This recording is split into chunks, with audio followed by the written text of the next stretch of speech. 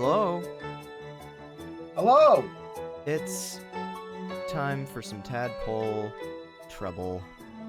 I really like this game. It's very simple in, like, premise and execution, but, like, sometimes there's just something beautiful about...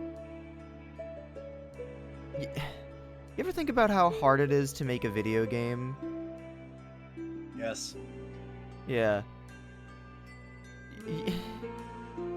Every time I think about... Done it by now. What was that? It was easy. I'd have done it by now. Yeah, exactly. So,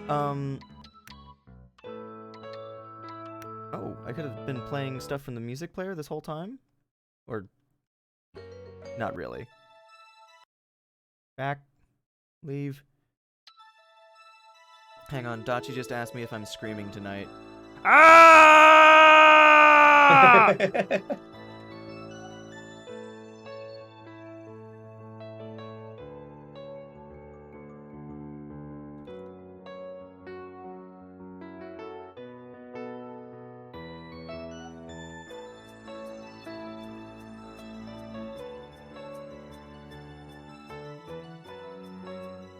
Alright, and drag that over here.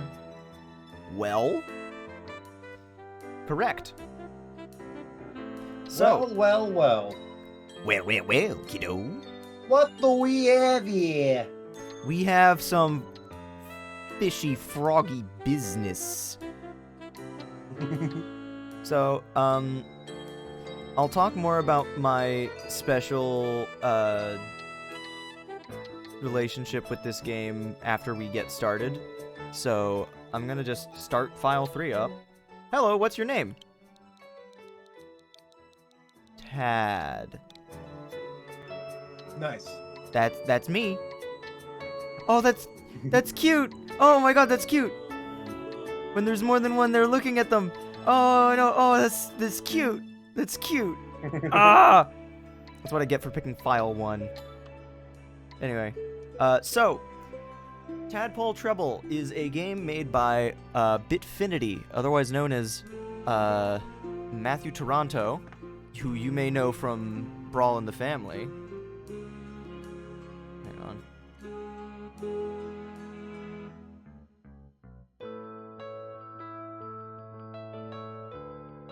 But so Brawl in the Family is the big one, and a bunch the Waluigi songs among other things, and is it? I think it's Bit Musical is what his most recent project is called. Where I think one of the big like swan songs for it was like an update to the history of Nintendo song. Any word written is your own, or you have permission from the composer to use it. If you share the song, other players will be able to edit their copy of it. Bitfinity is not accountable for any songs created in composition mode. You are. If you agree, click yes to continue. Now have fun, budding maestro. I've not actually messed with this mode. It looks like Mario Paint. Yep, it's a lot of that. He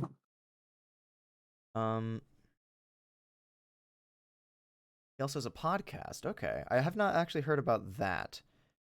Oh, no, that's right. I can't do anything. This is all touchscreen.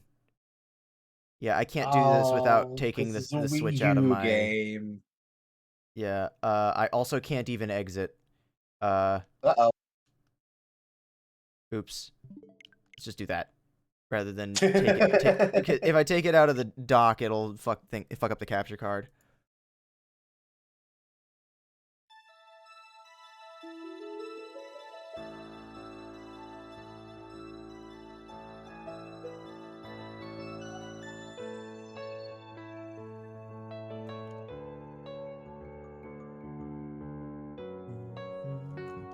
So, let's just start. Adventure! What's a life without adventure? Let me know how audio levels are, by the way. That is important for a game like this. Yep. You can do it, child. Break out of that egg.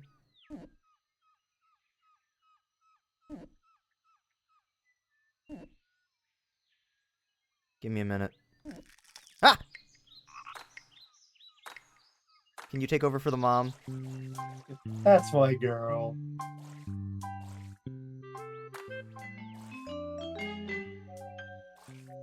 Grab those and those. Eat those. That's the Those are dad. someone else. Oh. Smack those.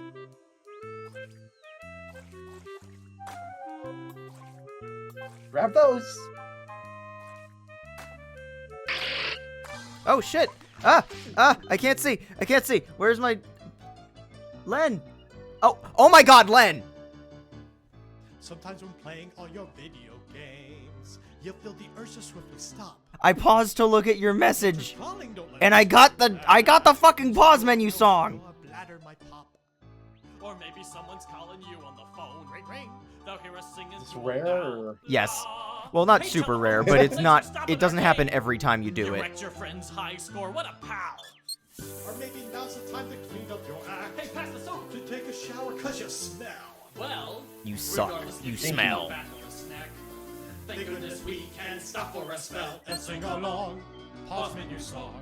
We'll sing it strong. Pause menu song. So go grab a snack. We'll be here when you get back with our pause menu song.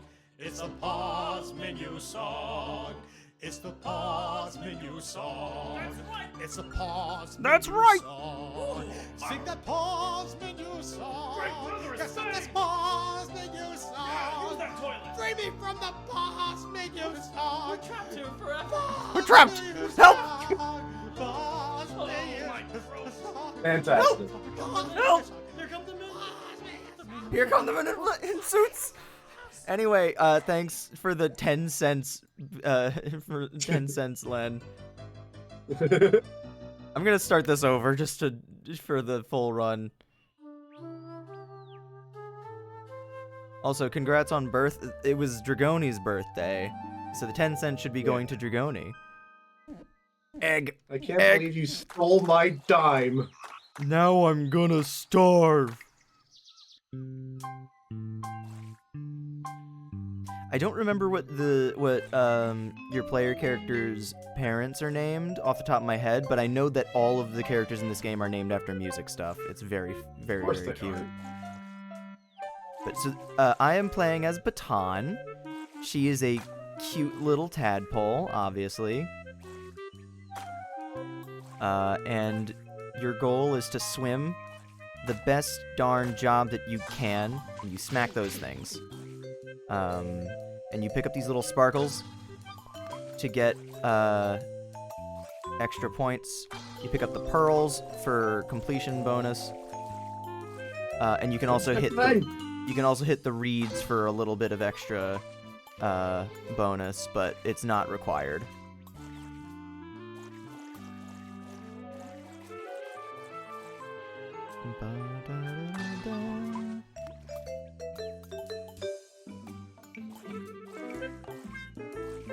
No!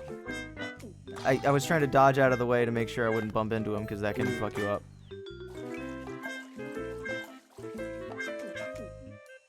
Doing. Oh, I should have hit that, because then I could have knocked the mouth down. Ah! Sometimes I get so focused on keeping up with the position that I forget to even look at the reeds.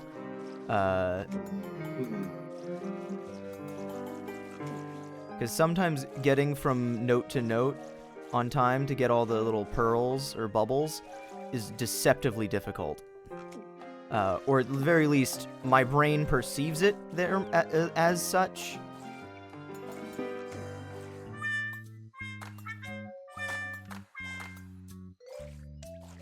Oh! Hiding.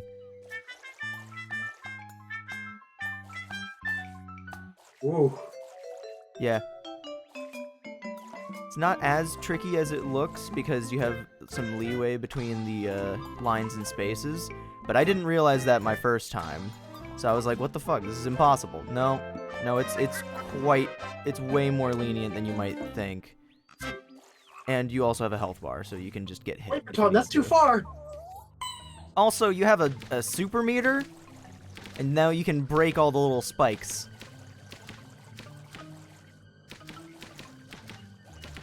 So,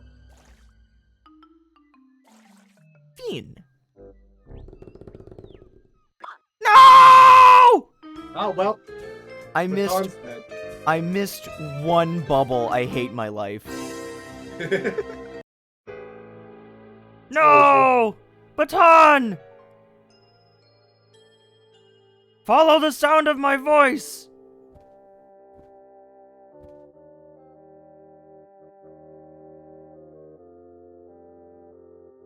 I didn't realize that this theme in this bonk. Didn't realize this theme in this scene was used later, but now I'm realizing it. Bonk. Whack. Oh gosh.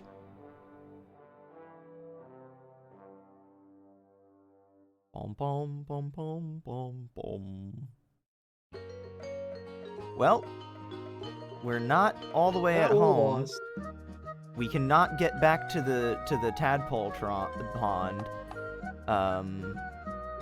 We have to beat the game to get all the way back home. Otherwise, like if we could just go and replay the stage right then and there, that would mean that we're not exactly struggling to get home.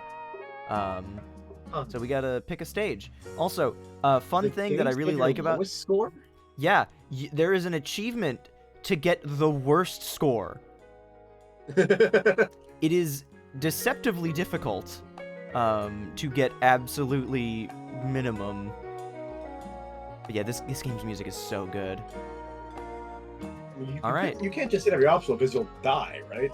No. The idea is you avoid as many obstacles as you can while not getting any points. But it's tricky. I haven't actually gotten it myself, but I do want to try that on stream tonight once we clear some stages. All right. But wah! Ugh. Welcome to Trout Tributary.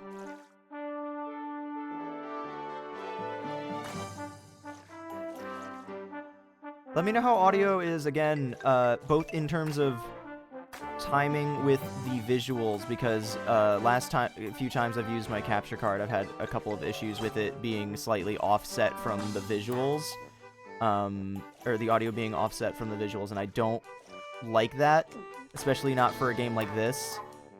Oh, fuck. Why not?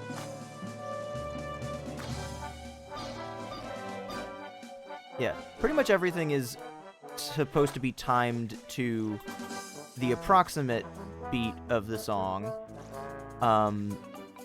It does sound a bit Freezeezy Peak, I always thought that. But yeah, basically everything is trying to be, like, give the impression of being in sync with the music, even if the notation itself is not accurate, as I learned later.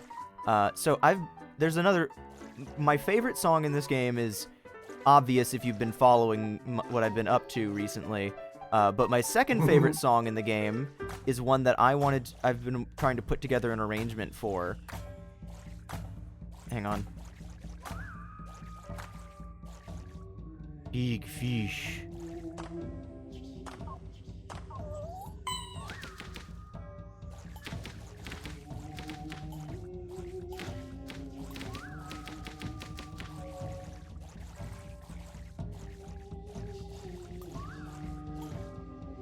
Big fish. Ah! Mr. Grizz. But yeah, so I've wanted to make. You go. No, you first. I'm playing a video game. You see that most rhythm games have the notes as things what you're trying to hit. You just see that this game has the notes what you're trying to avoid instead. Yeah. I don't see that very much. Well, it's kind of giving the impression of like you are a part of the score and you want to avoid causing causing problems. Challenge fly acquired. Challenge fly! Yeah, so there's additional challenges for each stage that vary depending on which stage it is.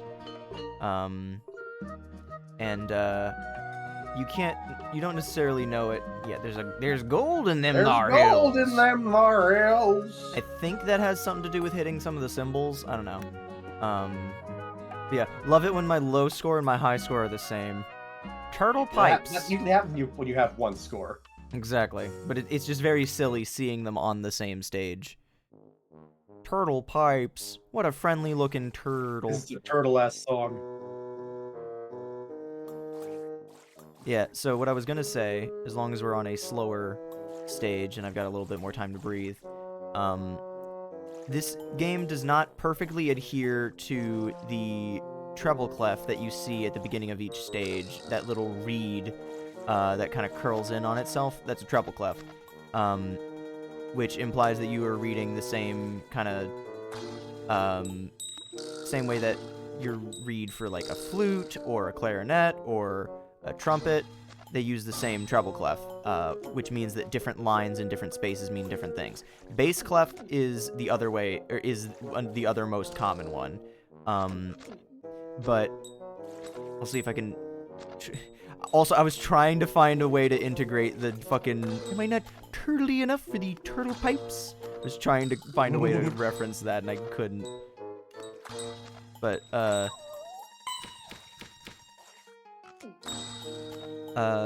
but with treble clef, which is the most standard, it's also called G clef because the little curl on the body of it curls up around the line that is G.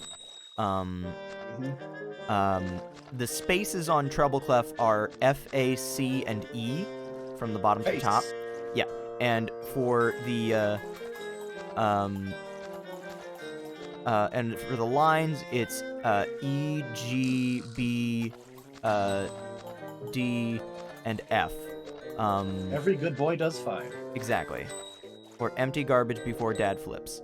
For bass clef, it's hang on. That asshole! That one bubble! Are there clefs besides treble and bass? No. S! I just noticed that. Also, there are absolute. Hang on, I'm gonna show you something super fucking cursed. There are, but they don't get used very much. Tell that to the violists. Yeah, those don't count. Yeah, the mnemonics I knew for the bass clef were "Good boys do fight always," or "Great big dragons fly away" for the lines. And Great I big am dragons fly blanking on the away. That's a space. really good one. Yeah. So, All cows eat grass, was it? I Yes, think, it was. yeah. No. Yes. No, Yes. that's not. So, ooh, that's way bigger than I thought it was.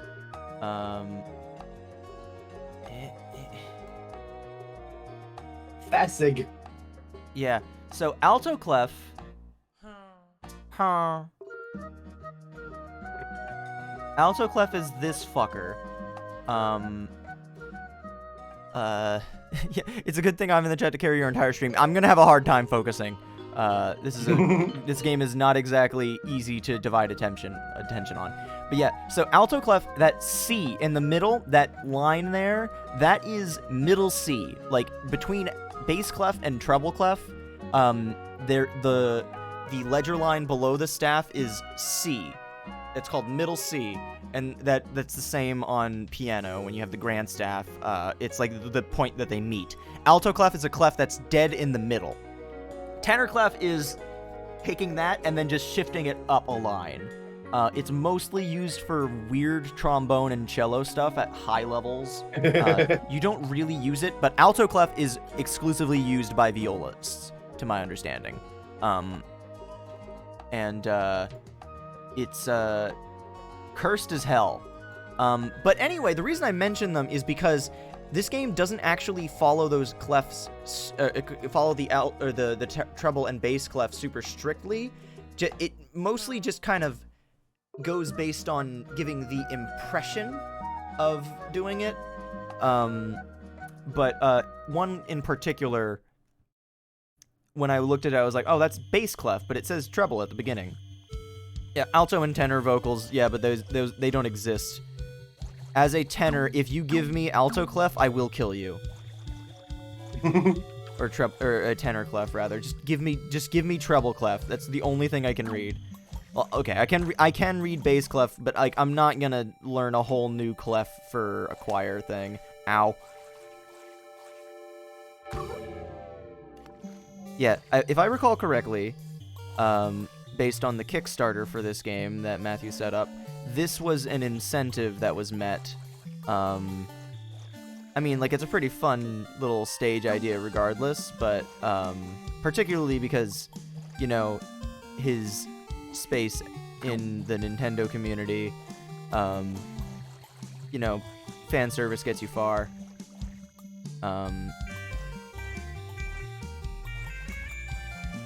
I love that the bubbles there are the little guitar that comes in.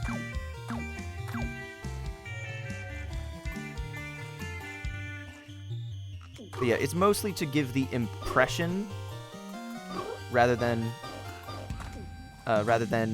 like literally the exact notes. But that's a problem for me specifically as a musician who wanted to do an arrangement of a song from this game, and then I was like, oh right, I can just look at the gameplay. Why is this note not right? Also, yeah, I can smack the, I've been smacking the ducks for extra points. Whack. I love the aesthetics of this whole stage. It's very cute. Also, the sound design is just on point. Ow. Duck! Hunt!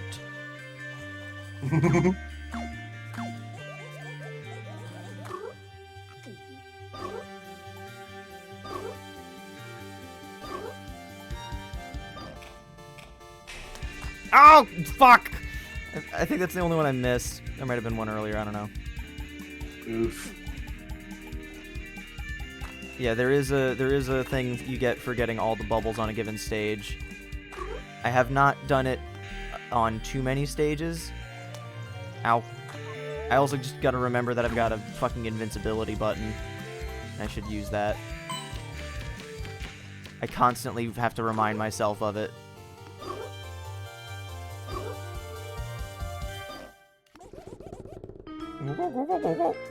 In. 98. Yeah, I missed 2. Yeah, so there's a couple little presentation things with this game that... Oh, here it is. There's a couple little presentation things with this game where it shows the seams of, like... These guys clearly aren't people that make video games all the time. Like, you can kind of see in this version of the game, there's a little bit of, like, artifacting between some of the images. There's one, like, when I'm zoomed out, I don't know if this is just my display or something, but there's, like, on, like, the mountaintop, the snow there's, like, some little purple dots from, like, I don't know. I don't know why it is, but it keeps throwing me off. Those are the bubbles you missed. Oh, clearly, actually. But yeah, it's, but, like, this game is, like, $8 tops. For $8, this game is really short and really fun and really cute, and you get to support a really cool dude. So please play this game as well. But I'm here to cool dude. I'm here to also stream it because I like to talk about why I like this video game. And one of the biggest reasons is this stage. This is my second favorite, sometimes eking out as my favorite stage in the game. Midnight Bayou.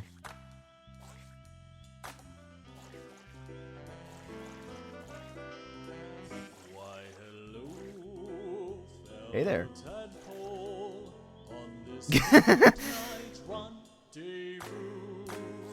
You seem lost, but don't worry, 'cause 'cause I just might know the way through. I'll swim beside you and happily guide you and never deride you, dear. I'll be your own ranger, protect Tadpole flirting with you? like Yep. strangers here. You're like 2 days old. So is he. So is he. Well, that's the reason I love this song so much. I'll say it once he gets a break in the verse.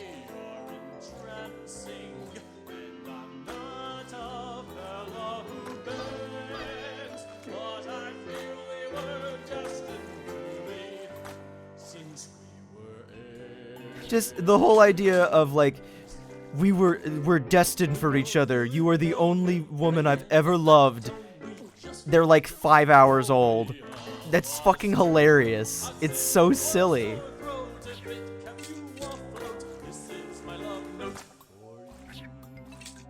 Also, the song is really good. It's also in, it alternates between 6/4 and 5/4. And the lyrics are just really fun and cute. Bayous are so lovely. Smack! Doo-ba, ba-doo, doo-ba. Ribbit, ribbit, ribbit, ribbit, ribbit, ribbit, ribbit, ribbit, ribbit, wah. I'm not gonna sing along for everything because it's gonna get out of sync, but I love that.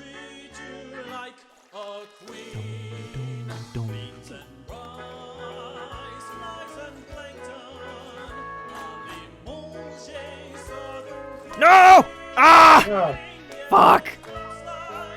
Also, yeah, the moment I saw the axolotls in this stage, I was like, oh, Dubby, point, soy jack face. I can't sing along. I have to stop myself. Ah!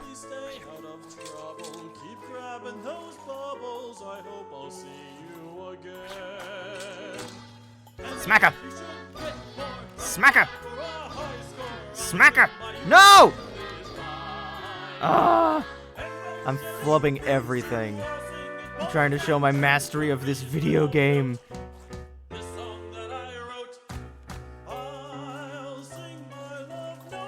If I recall correctly, Matthew is the one singing for this song.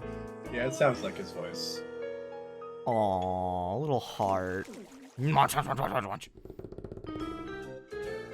Yeah, so I love this song so much. This is the song that I was talking about when I was like, I want to arrange some song from this game. Oh. Ah! No! No more birds! No more birds! Ah! Ah! Him! Etude.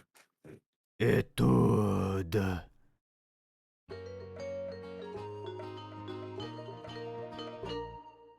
Big man.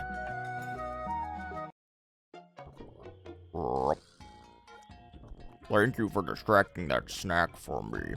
In return, I offer this piece of advice. Be sure to watch your back, or you just may be eaten. You would be most wise to remember this in the dangerous grotto you are currently heading into. Barracuda Caverns.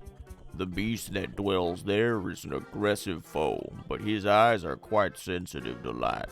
If you can find a way to brighten his day, you just might pull through. But since you are here, perhaps you would oblige to help me out.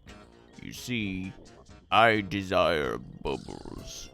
I know you have some on you. I would recognize that sweet cherry scent anywhere.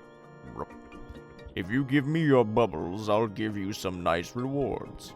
It is not mandatory. Think of it as some sort of quest on the side. A side quest, if you will. Although I can make my own bubbles, they do not last long, and they certainly do not smell of cherries. So please keep a mental image of me my pleading eyes in your tadpole brain as you collect these bubbles. Well, bubbles and challenge flies.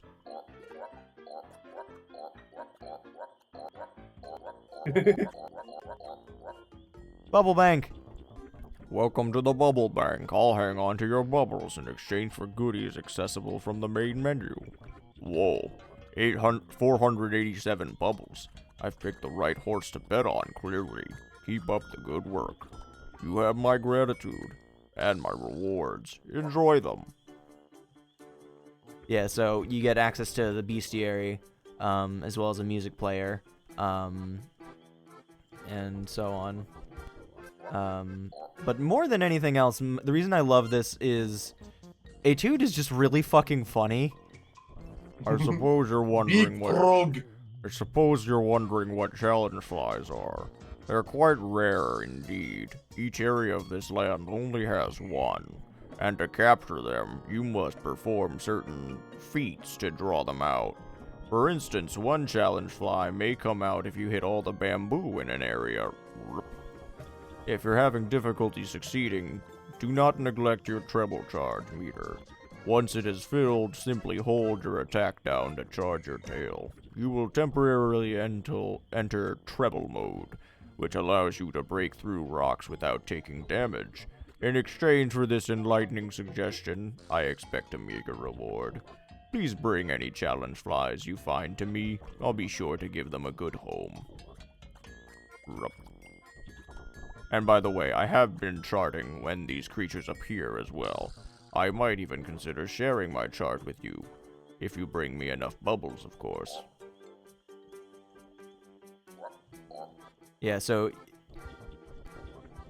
yeah, this is the same. So once you get enough bubbles, then you get access to a little display of I believe that's 700 bubbles. So it only counts every stage's bubbles once.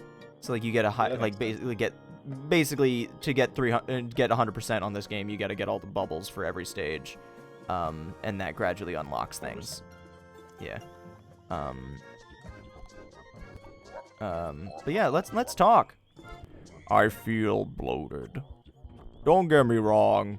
I probably still have room for a fly. Or a bird. Or two. Man, I'm hungry. I love his face. So you've met Sonata, have you? The crooning tadpole here in Midnight Bayou? Well, I've got news for you. He's my son. At least I think so. I do have hundreds of young. It's hard to keep them all straight. That's the first time I've ever heard that. That's so funny. A passing minnow mistook me for a female. It is laughable how other creatures cannot easily tell, isn't it? For instance, you are clearly a female tadpole. Anyone who can't see that is a dundapate. That minnow should mind his manners. Her manners? Whatever, who cares? Ribbit. Ribbit still does not sound right. I hear other frogs say that, but I can't bring myself to. Good line read. I'm very slow. Isn't it odd how certain creatures are only known for cliched catchphrases? Folks like that must be dreadfully one-note characters.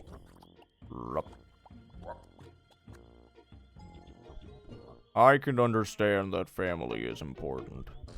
Trying to make your way back home is a noble quest, one full of adventure and bubbles. Although you can keep the adventure, I'll keep the bubbles. This guy knows what he wants. Young one, if you manage to make it through Barracuda Caverns, Snowfall Lake awaits you. We frogs are susceptible to its low temperatures and icy waters. I'll stick with my swampy sauna, thanks. Or stick to it, depending on the day's heat. I'm what's known as an African bullfrog. Or pixie frog, although I prefer the former. African bullfrogs tend to be pretty aggressive towards perceived threats, and may bite when provoked or startled. So maybe knock next time, okay? Alright, one more. What if Mr. Snrub was in this game? Oh. I'm just imagining a very, like a PNG of a mustache floating down from the top of the screen and being put onto Etude's face, and it's like, it's me, Mr. Snrub. Rup. Ever had a brawl in the family? One started a few years ago at my Froggy family reunion when my cousin Kermie tried to eat me. Not sure why he thought it was so amusing. I didn't hear anyone laughing. I'm gonna get you, Kermie. It's me, Mr. A Dude. Okay, yep. I was gonna say just one more, but it turns out the... Go, little tadpole. Congrats, you've earned an A2 reward. Bestiary 1 is now unlocked. Cool. Oh, look at that. The barracuda, the eye on the cave is glowing red. Spooky. Yeah. This is my least favorite stage in the game. That one bubble at the beginning is an ill omen. They make you dive all the way down right at the second. But also just, it's one of the slower paced songs. It's not quite as energetic. But like that said, it's still it's a challenging little stage. Especially when, for like the bulk of the game, it's not super difficult to make it through a stage if you just use your iframes well. This stage can be a little tricky.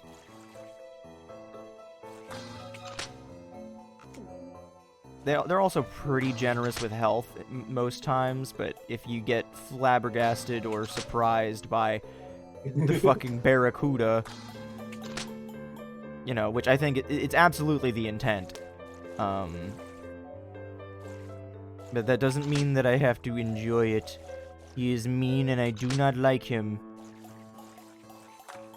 Maybe I'm just getting flashbacks to fucking Lunkaroth in King of Cards. Or just Shovel Knight in general. I just remember him specifically in King of Cards being a bitch. No, what the... Oh. Oh. The song is good. I do quite like it. It mostly takes off in the latter half, but the thing is, because it is one of the slower stages, oh, okay, it's not actually that slow. It's mostly just...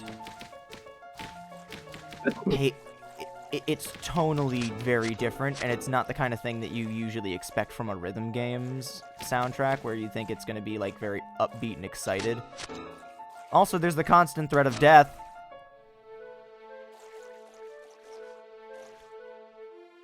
That just makes it good for the character.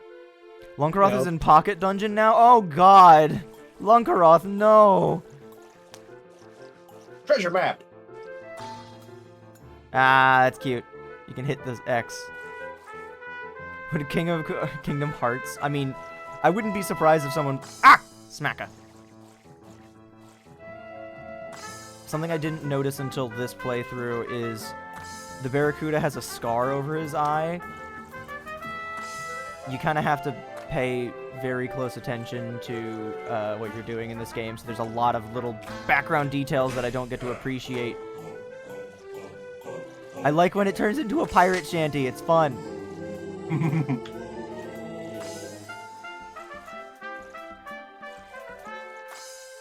Reminds me of when we did the gym leader challenge, and I made Captain Tin Can my berserker. Ah! Ah! Ah! Mm-hmm. Bitch! Bitch! Yeah, D rank sounds about right. Oof. Pete summons him in the Shovel Knight world. That sounds exactly accurate. Scene viewer is now available. Oop. Snowfall Lake, yeah. I'm gonna check on Etude real quick. Did you bring me food? Welcome to... So it's like Cuphead, instead of anything pink, it's usually anything yellow. Yeah, that's anything yellow you want to smack, and anything pink you want to collect. I suppose it's the exact same thing. No! No! Shut up. Yeah, it's the next one. So, rumor has it that this island once was home to giant pink creatures with a lot of fuzz on top. According to legend, they were quite strange looking and made crude homes for themselves in certain sections of the island. In Barracuda Caverns up ahead, you might even find some remnants of them. Don't stare for too long, though. It's rude. Is this post-apocalyptic? No, they just moved out. What brings you here today, Pollywog? Do you require more sage advice? Learn from my mistakes, child. Don't eat garter snakes after midnight. Rup. Well, Enchantress, those pipsqueaks ain't got nothing against my Shadow Lungaroth. Even Shovel Knight won't be getting past him. Har har har har har. Yeah, also, Dachi, you're exactly right. That is honestly remarkably, like, accurate. It reminds me of when, in Shea Frillis's video on, like, ranking every Disney villain, he, at the point when he was talking about, he couldn't rank Tamatoa, his mascot, because he only counted one villain per movie, and he had to count Te-Fiti at the end. And then the whole thing about Te-Fiti's missing her heart and like, you know, Moana finding herself and all, the through line of Moana is extremely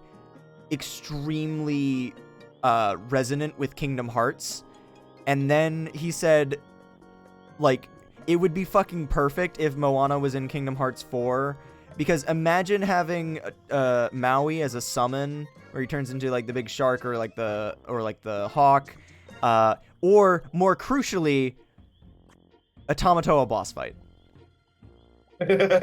Like, that would genuinely be the coolest fucking thing ever. Oh my god, I forgot about that! Hang on. I'm gonna keep talking about Kingdom Hearts, I guess. Okay. Actually, you know what? While we wait for something to happen again, I'm gonna pull up some photos for you. Oh boy.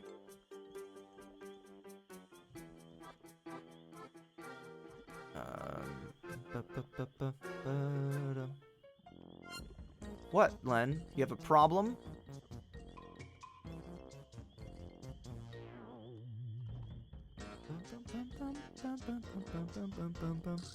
Is it not gonna do it anymore? Come on.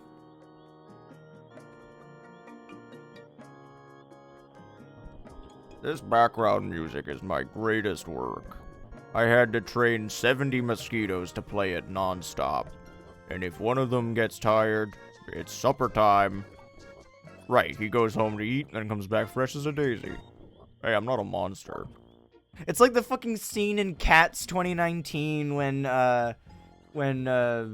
whatever the fuck her name is from Pitch Perfect eats one of the cockroaches. Yeah. So,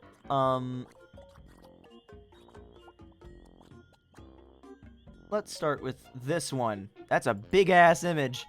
Hello, ma'am. Excuse me. Goodness gracious, I wish OBS would just let me scale it by default. So, this is from the first concert that we did. Oh, you know what I can do to indicate some things? I can take my, stupid overlay jokes thing, and I can take my buddy Rystar Orb, and I can drag him around a little bit. Can't talk about Kingdom Hearts without Mush. Well, Mush needs to get back here. So this is... Oh, bless you, I think.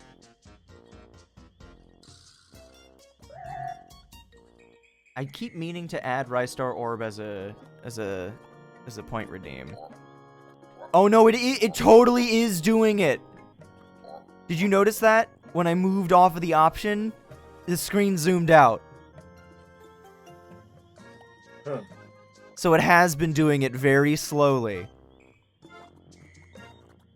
Anyway, I'm gonna talk about this while I, but yeah, so this here is Tad, he's the conductor. This is Ethan, he's the choir, leader. That there is, Christine, I believe is her name. It's a big orchestra. We've talked a little bit fairly recently, because of, being involved in this piece. So this is why they call it the Skeleton Dome. They do call that the Skeleton Dome, actually. But, is that the Office screen cap? It is composed pretty much like it. This here is Derek with his head facing away. That's Aaron. Aaron's not really related to the story, but Aaron's cool. He did the Bowser's Fury arrangement from last season. That was really fun. Hey. So there's Derek. This is me. And this is Matthew. This is Matthew Toronto. He was at our show, and that was really fucking cool. Where's picture 2 from a slightly different angle? Yep, there's actually us. Ah! Yeah, no, Matthew Toronto came to our show so that he could see us perform Tadpole Treble. And so, oh god damn it. I keep forgetting how difficult it is when images aren't locked. Oh, speaking of things that aren't locked.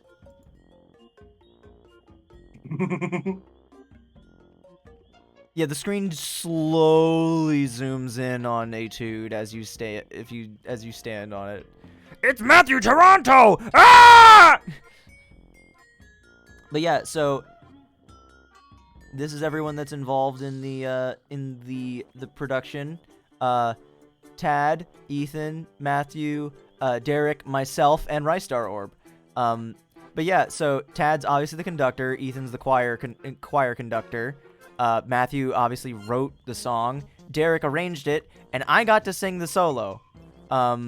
What song, you might ask? Well, I might shut up about it eventually. Hey, did you guys meet Matthew Toronto? He's a pretty cool guy. How long can I stay on this screen until it stops zooming in? I guess I'll just let it keep going while I tell the next step of the story. Oop,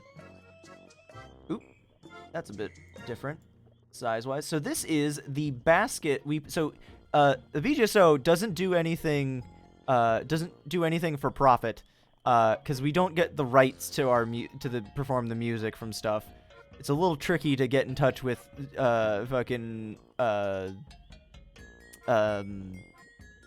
composers 90% of the time, and plus they don't always have the rights to their own music and stuff like that. So we have to,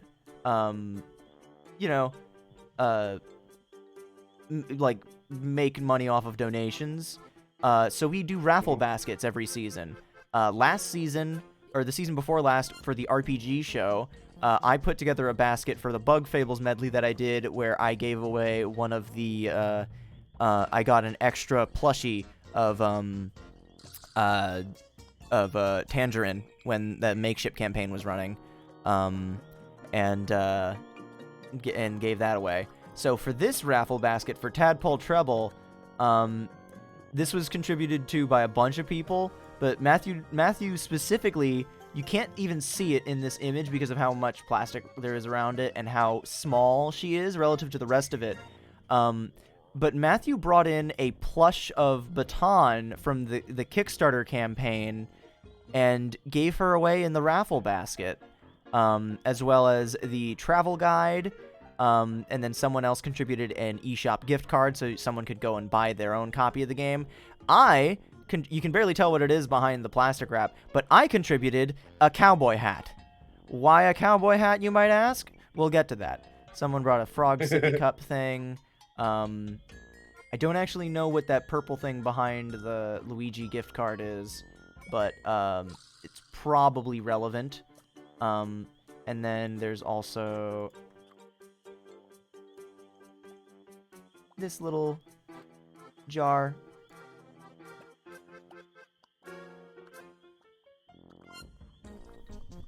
Hey, are Hello, Richard. are you gonna play the video game or what? Anyway, see you later. Catch me next time. Alright, I think that's the only the last of the pictures that I'm gonna share for now. Oh shit, did I not oh, I didn't transfer the... Oh! I'm gonna have to do that in a second. But...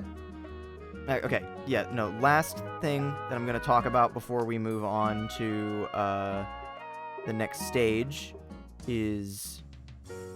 Where are you? Where are you? Where did I put you? Here you are. I put it in live text for Dragoni to see, but for the sake of putting it up on image, need to save. Happy. Put it under this thing. Oh, that's funny. The thing that the default file that it went to, or the folder that it went to, because I haven't saved stuff from Discord for a while, is a file called Balan Wonderworld Containment Zone. I was wondering if that's what I'd seen. Yeah, no, I have a bunch of Balan related stuff. But so after the show, or before the show, Matthew gave me a plush of Baton. He gave one to Tad and Derek and everyone that was involved in setting things up to have him come to the show. And this was the first time we'd ever had someone come to our concert that was the composer of the song, because we had plans to do that. We had a whole show called Made in Maryland, where the whole idea was we were playing songs from games that were made in Maryland, and so we were gonna invite the game developers. Like, we have Fire Axis Games, they're like one of the high supporters on our Patreon, so they get VIP seats and everything. But so, with the Made in Maryland concert, we were supposed to have a bunch of people from things come in and see the show and say some things. Made in Maryland was going to be the spring 2020 show. So that didn't happen.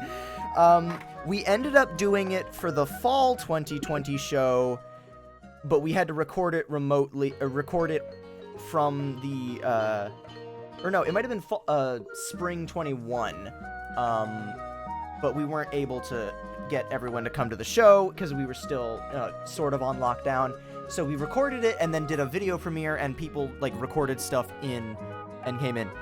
So this was the first time that we had a composer for one of the songs come to the show, and it was amazing, and he loved it. And I'll show you the actual video of the show later, because Christine also had a big part to play in getting Matthew's attention, because her son, who's also in the orchestra, is a supporter of his on Patreon.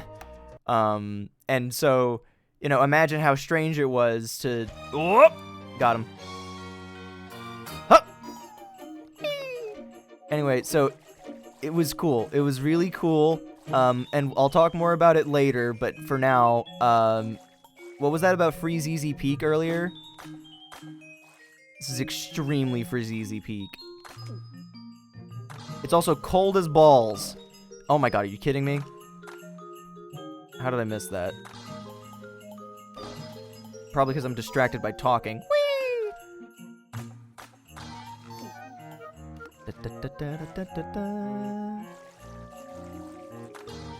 Yee.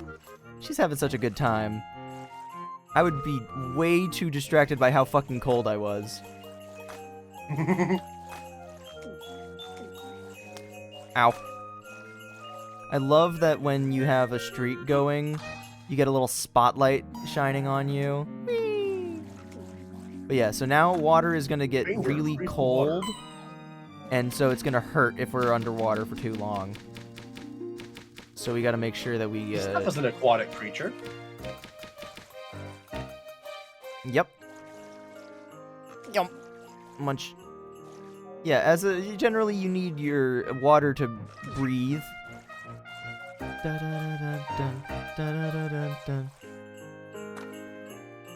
Something that Matthew's music doesn't get enough credit for is using...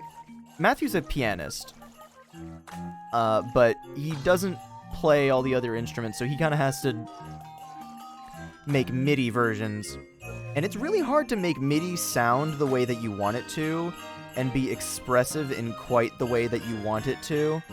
And he does a really good job of it in this game. And that's something that I also really love about Bug Fables, because, like, they kind of, with Bug Fables specifically, they almost lay into it a bit about, like, how synthetic and fake some of the MIDI can sound. A lot of Bug Fables music is very synth-heavy, too, so, like, whenever there's, like, supposed to be a realistic-sounding instrument, they kind of lay into either it sounds really good, or they kind of play into it, and, successfully downloaded update data. Mario Kart 8, I don't care! Whoa!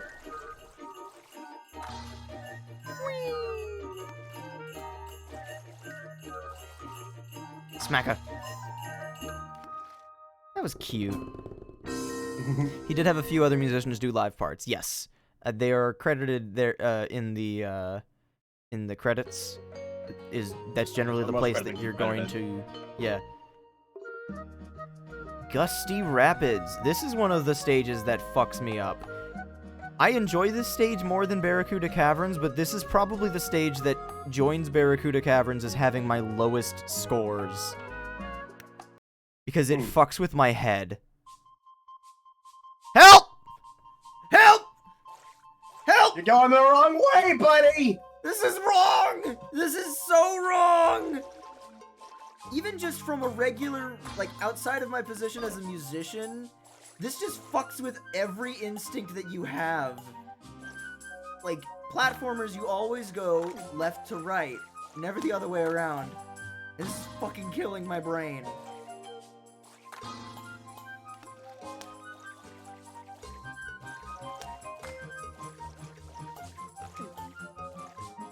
My brain is trained to track things in my periphery, but it's only been reinforced in a specific way where, like, if it's on the other side, my brain is just like, no, can't keep up.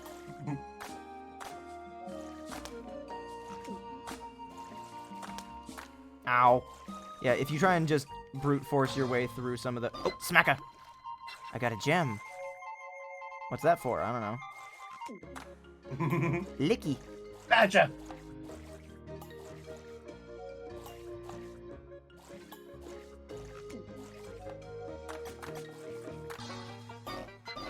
Ding.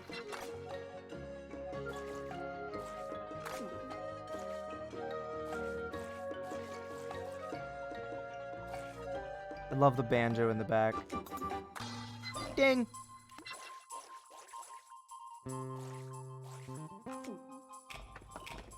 Ah! Ah! Ah! Swim!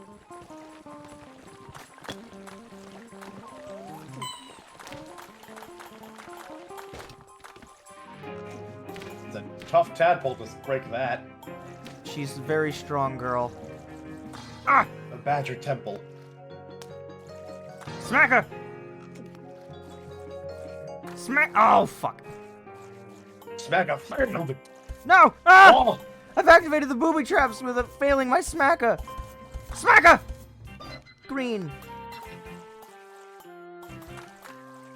Smacker! Smacker! How is that doing that? Don't worry about it. Also, I love how the sign is literally just upside down because they didn't reverse the assets or anything, or like make new assets to have it point the right direction. They just the signs got turned around by the fucking wind.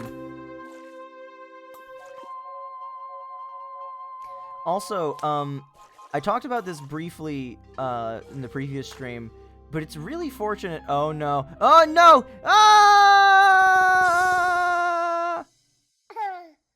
I got the challenge fly. Congrats, I've earned an etude reward. Fly chart's now unlocked. This is one of my favorite stages, but first let's go say hi to Etude again. He's going over that cliff! Ah! Did you bring me food? Welcome to blah blah blah blah blah. No, no! No, for whatever reason, B button doesn't actually work when mashing through dialogue, so I have to push A, so if I push it too quickly. Is the fly chart written on fly paper? No, but that would have been very smart. I have been charting these creatures' whereabouts all my life. I just need someone with the correct physique to hunt them down for me. Good luck. No need to be shy. Get out there and meet lots of little tadpole friends. This fly had a buttery, savory flavor, like an impossibly delicious piece of popcorn.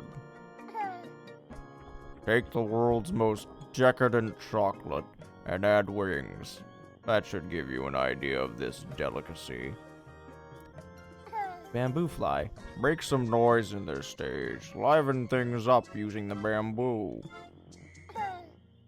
This swamp is quite an infestation of pests. Nisipa. Clear them out in a most aggressive fashion. Booty fly. Just thinking about this fly's aged, cheesy flavor makes my mouth fill with the saliva of 1,000 rivers. Yeah, so I don't remember what the gold fly thing is, and the beat. It says so on the map as after you clear the stage. I think. Contain your urges and go on a fast. So yeah, that's if you get through the ice stage without healing yourself during the cold water section. Like fine wine aged for centuries, this lost treasure delivered a taste long forgotten by modern civilization. Glass fly. Can you brave these dangerous waters unscathed? Bone fly. Don't mean to burst your bubble, but the Hydra's bony heads have their eyes on you. Get up on the Hydra's back! Get up on the Hydra's back! Be brave and stay in the ocean. Master the salt water. Yeah, freshwater creatures don't like salt water very much. Not very much, no. Be sure to finish your in-flight meal. An aggressive opponent needs an aggressive attack plan. Get in there and make it happen. You have what it takes to conquer Concerto mode. Yeah, so Concerto mode is something that we'll unlock once we beat the game.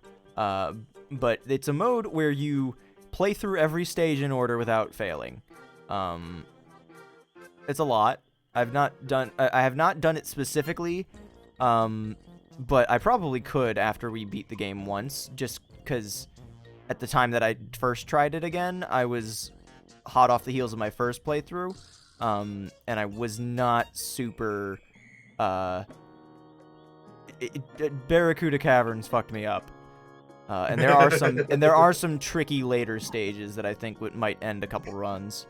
But this game is also short enough to beat in one sitting, so it's not unreasonable to do. So after we clear all the stages, we'll give it a shot. It was my birthday the other day.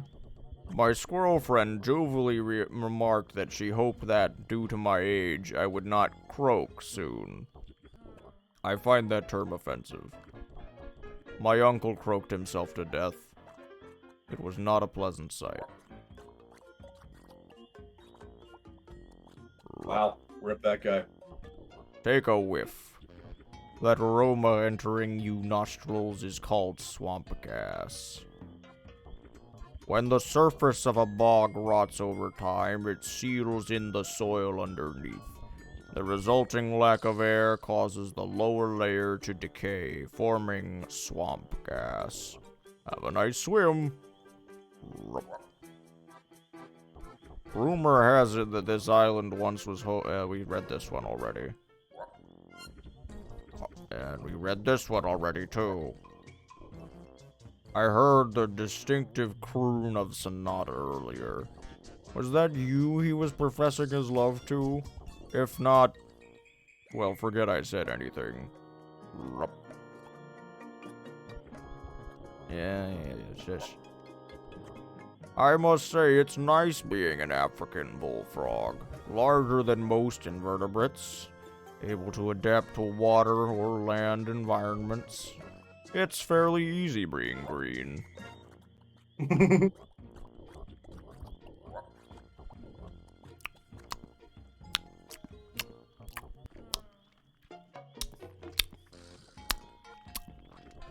Oh.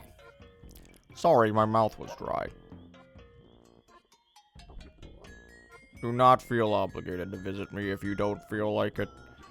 Believe it or not, I get dozens of visitors a day, all offering bubbles in exchange for prizes. Although you're the only one who actually chats with me.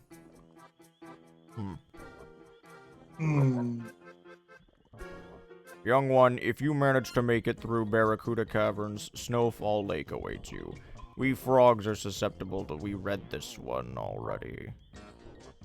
And we read... Alright, one more. I was born here in the bayou, but I remember visiting Tadpole Pond when I was younger. The excess of food there provided a pleasant surprise, although I was a little too sunny and cheery for my tastes. Alright, that's enough for that. Alright, go do your music thing. Alright, let's go! Piranha Jungle. You are a music thing. This is one of my Piranha favorite Jungle, that doesn't stages. sound very nice. This is one of my favorite songs in the game. Probably my favorite non-lyric, or like non-vocal theme in the game. But it's also just a really fun, silly stage. There's a reason that it's on the box art for the game. 'Cause these guys look really goofy is why.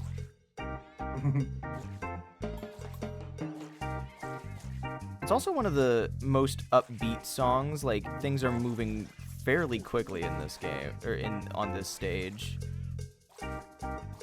Also, there's because of all the chords in the synth part, there's big walls of spikes that you gotta avoid, and that can be a little stressful, but challenging in a fun way.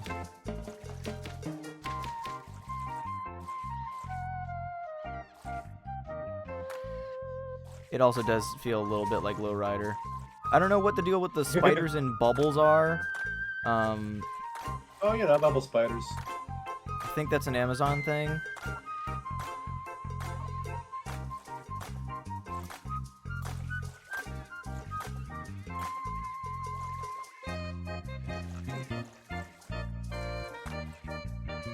Life is hard for a tadpole. Everything fucking hates you. Unfortunately, you're delicious. This is the tragedy of Baton. No! I was trying to smack it, or I was trying to charge up my thing, and I didn't smack it in time. Ah! Oh, God. Is that a piranha? Look out! He's got a gun! No! Ah!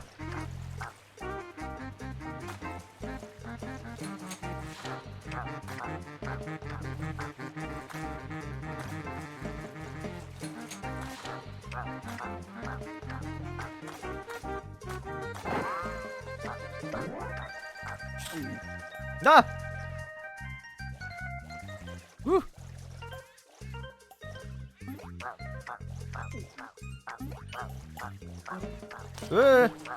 No! I need healing. I need healing that is not directly in range of piranhas. No! No! Who told you could be difficult, video game?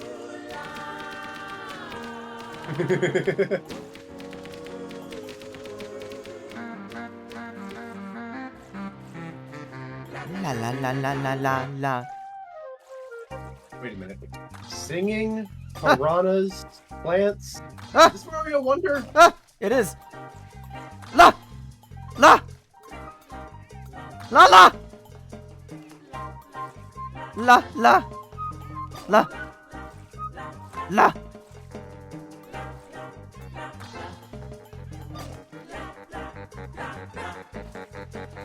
Oh! Fun fact, if you don't knock down those fruits for the piranhas to eat, one of the piranhas will catch up to you at the very end of the stage and you die. It sucks. Like, from full health? Yeah. It's really mean.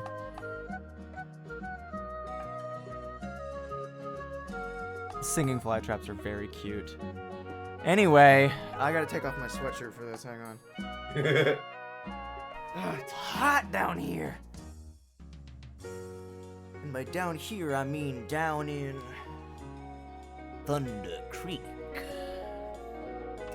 This is the best stage in the game, and it's not even fair. Well, kiddo. Looks like you strayed pretty far from home. Got through a few tough scrapes, have you? Well, that don't amount to a hill of beans down here, 'cause this here's Thunder Creek. And you got a slug's chance in a salt mine of getting through here without a problem. I reckon you should mosey on back, cowpoke, before you get your goose cooked. Still hanging around? Well, don't say I didn't warn you. At least you'll be able to enjoy one last song courtesy of my snail amigo. Yeah! Let me tell you about a little place called Thunder Creek. I'm not gonna sing along because it's gonna be out of sync. But this is the song. It's so good. So you're rescuing... I just told myself I wasn't going to. But I have to. When you see a symbol, give it a wave. You've gotta be nimble, bold, and brave, or else this'll be your grave, Thunder Creek. I love that every time that you hit the symbol, or like the reeds or whatever, it just... There's a whip crack. It's so good. Also, you have to hit the symbols or you get fucking electrocuted. Yeah, this is... The stages are getting more and more difficult, and this is the one that strikes the best possible balance of, like, difficulty and fun gimmicks. Like, I had an instructor had a fine physique, or the nine-headed Hydra standing tall, or his friend the Leviathan known to maul. What destroys them all? Thunder Creek. If I'm off sync, just assume that I'm trying to get ahead of the song so that it's mildly in sync on stream.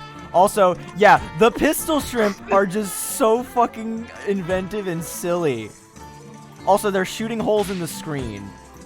Like there's little like holes in the ow, fuck. Holes in you. Yeah, and me now. So I really love this this song, both instrumentally and vocally, because it's just so much fun. Some of the songs in this game kind of toe the line between too long and not long enough, which is difficult because with a lot of rhythm games, oh shit, the child that endured Thunder Creek. With a lot of rhythm games, part of the problem becomes fatigue. If the stages are too long, or the songs are too long, Rhythm Heaven strikes a nice balance by having their stages that are very intense but very short. Well done. When you get back, you can say that you took it in stride inside Thunder Creek.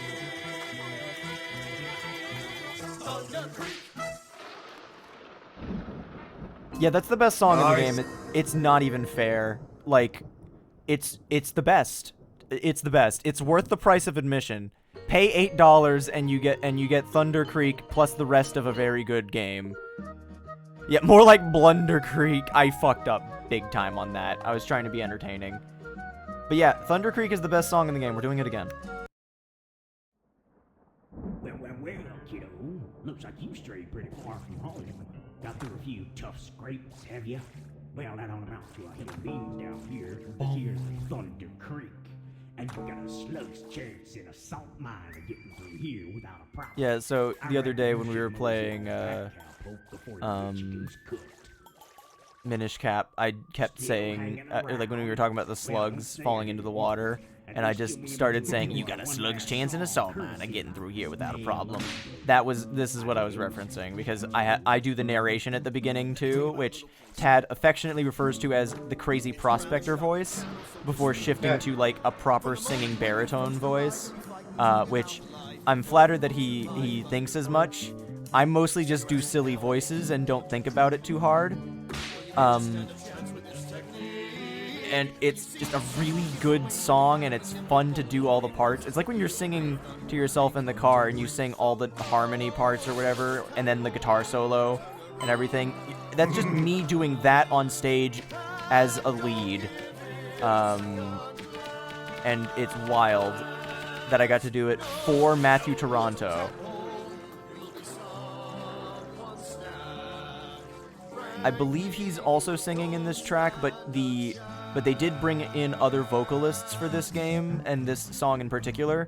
I know that he is not actually the Beatle in the opening. That was someone that they brought on for the game, which they were talking about when we were before the first concert.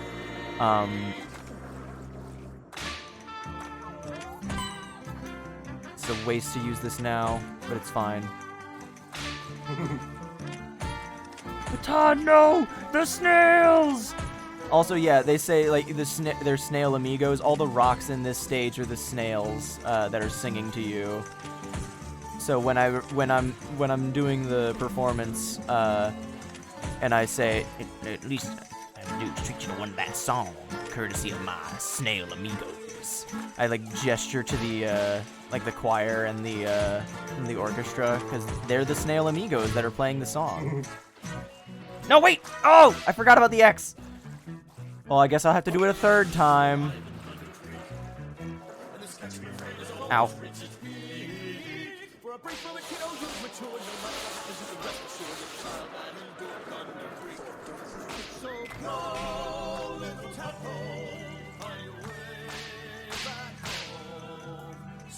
Swim for that sanctum you see. No goes the tadpole, you are almost done. Etude popping up every time that comes up makes me so happy.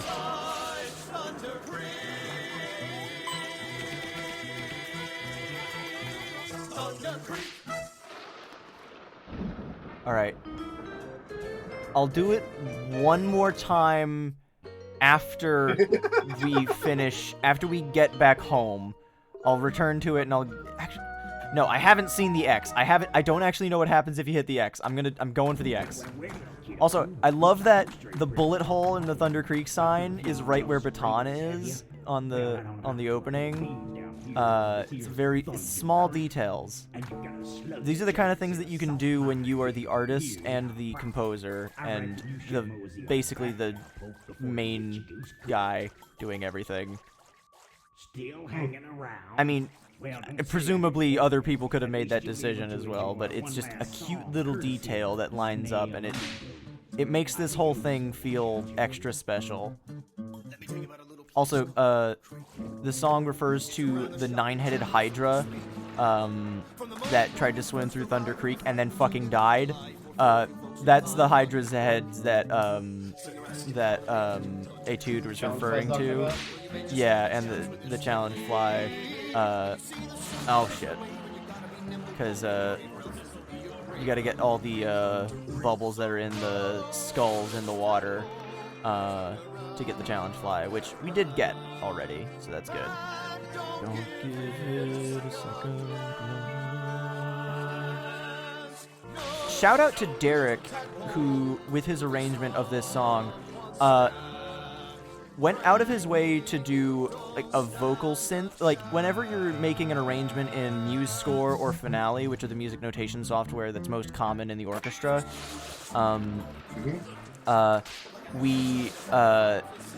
the vocal synth, like the vocal MIDI for it is awful. It's always just just singing like a fucking ghost.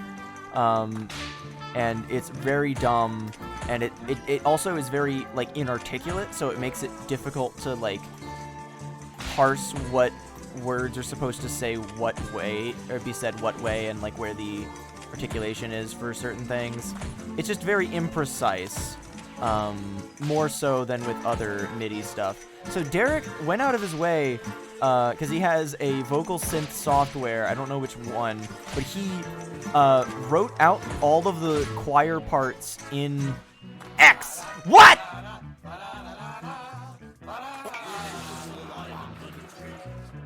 I did not know. I had no idea that that's what that was.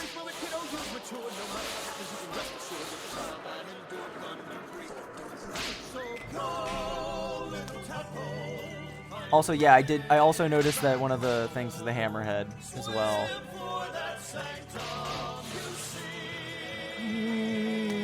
Ow. Ow. Well done. Well done. Ah! That's enough. We gotta move on. Rip. Saltwater Cape. This one's tough. If, yeah, you slowly die. Ooh. Yeah, you gotta heal yourself in this stage as you go. You can kind of cheat it a little bit if you're careful. Anytime they give you, like, a row of health things, you can kind of dive down and swim and get them, snag them both. But it's not easy to do that consistently. And if you're trying to go for all the bubbles in addition to, you know, not dying, it's a little tricky.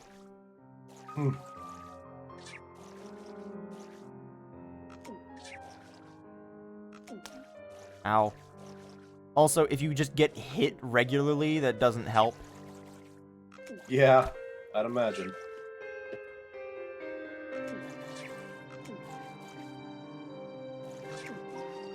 Oop. That was a mistake.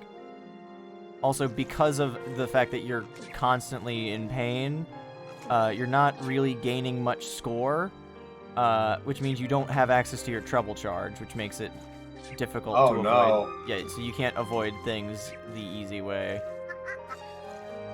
Uh-oh. That sounded like... Oh, no!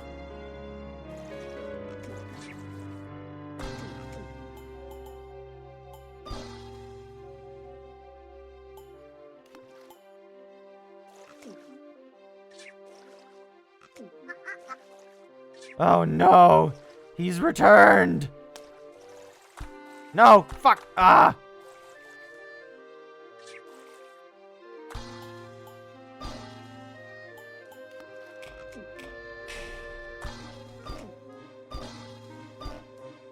Yippee! Ah! Attack! Attacka! Attacka and basher you with a tadpole tail.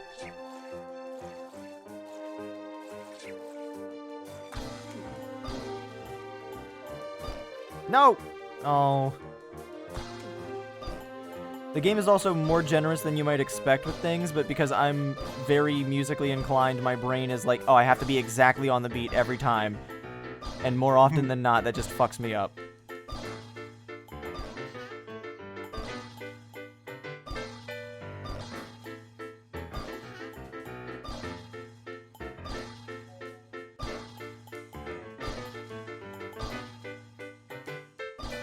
This was a stage that was remarkably easy to get all the bubbles on, though, because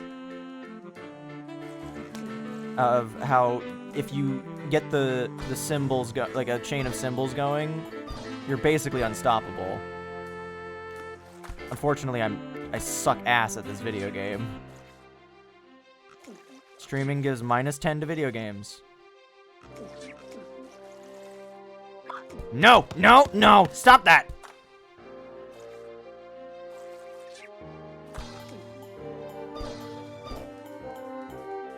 I said stop that, you bitch!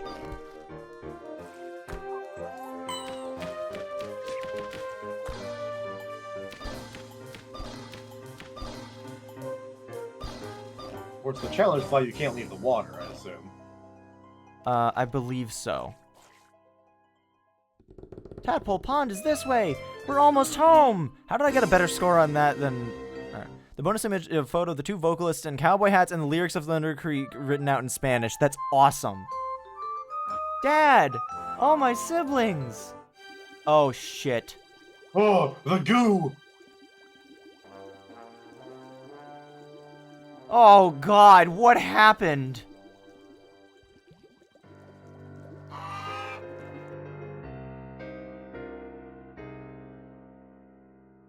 No! Oh, God. The true enemy all this time was man. Oh. Up in my mouth if you want to live. It's a very, very fun finale. It does also raise a lot of questions all at once. So let's start to find those questions. Delve into the lore implications. Congrats, I've earned an Etude Award. Hang on though. We gotta go check on what that is though. Did you bring me food?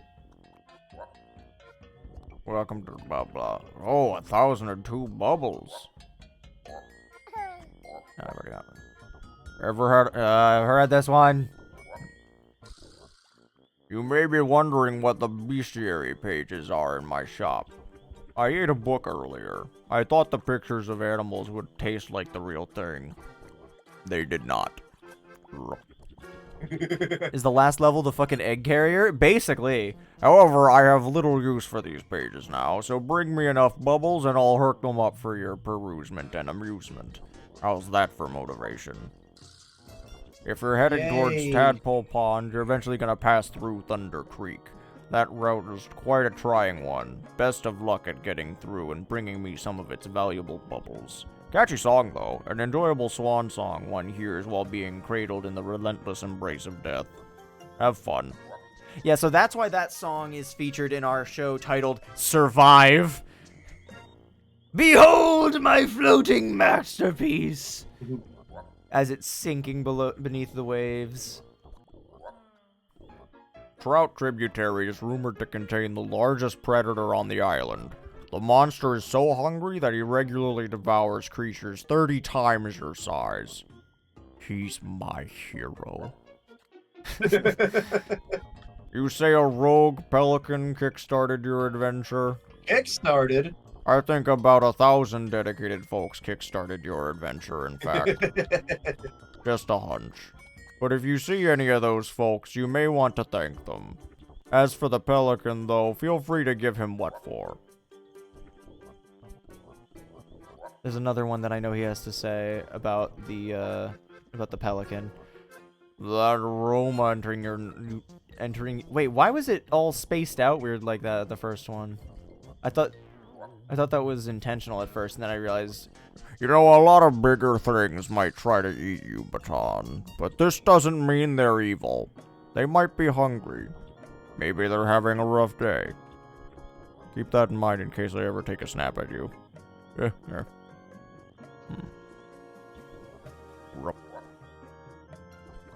Lovely day, isn't it? Dark clouds, humidity so thick you can swim through it. It's nice. The H has a lot of dialogue. Yeah, he's really funny. I want Matthew Toronto to write for a video game because it's so silly. This is basically the only like major dialogue that you can encounter in the game. Only dialogue, really. Yeah, exactly. So there's the beetle. Yeah.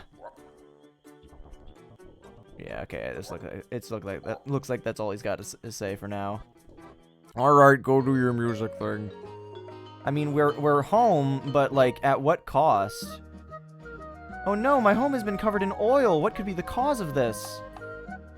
Welcome to the exclusive stage that was added for Tadpole Treble Encore. And it's a very, very close competitor for one of my favorites. This is So he doesn't get home when everything's good? Yeah, this is Aisle. What's the deal with airline food? I might do a mini tier list of the ranking the songs in this game after we finish. Because I don't know if you noticed this, but we're less than 2 hours in and we're almost done. We are almost done. Well done.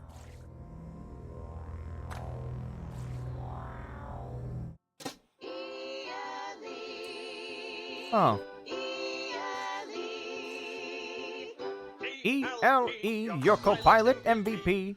Your ETA is A-OK, cause now you're flying free. It's easy, your AI maitre D. You'll be a VIP with ELE. I love this song. It makes minor repairs. 3 oil barrels daily's all it needs. And then you're set to meet with folks while flying through the air. Feel free to go hobnob, it'll do your job. ELE gets you there ASAP. I'll talk about this more after we finish. It works while you make a BLT. You'll flip You'll be your a LED for ELE. Tell your BF, GF, BFF, your OPG. This is my favorite part. Your XXL, MD, or SOAM, or PM. Call AJ, BJ, CJ, DJ, PJ, and TJ.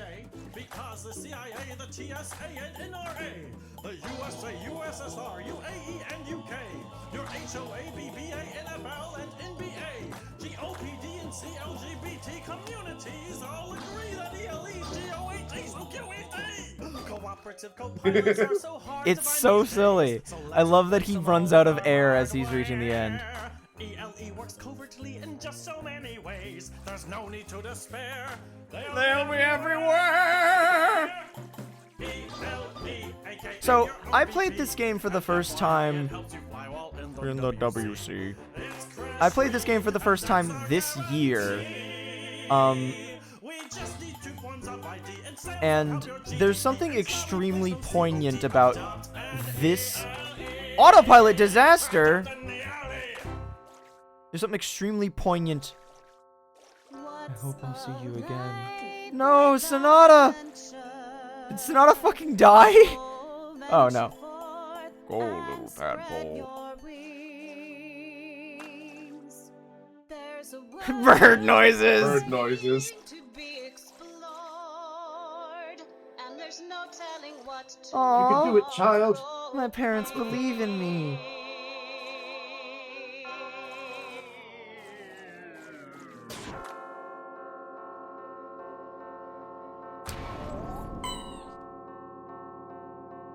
There's something extremely poignant about this stage being one of the final stages in the game in 2025, when the song is singing about the AI that's going to replace your coworkers and be better than them at their job, and all it takes is 3 oil barrels daily, and clearly the end result is vastly inferior to just doing it as a human. There's something extremely poignant about that being one of the, like, tying into the final, like, obviously environmental message of, like, don't fucking dump oil shit, you know, like, and being, like, protecting the environment and things like that. Like, it's clearly important, but, like, it's specifically that, and, like, it's just so funny. It's also just a very funny song,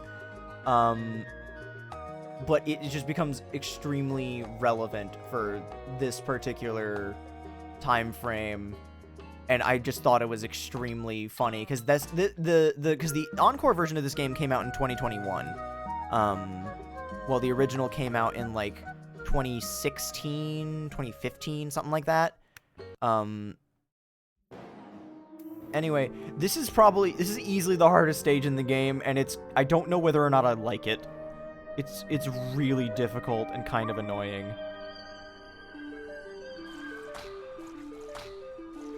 Yeah, so you don't move technically in this. Well, okay, visually you don't move, but the Scanning crap for threats. Threat detected. Do you know what happened? happens to a tadpole.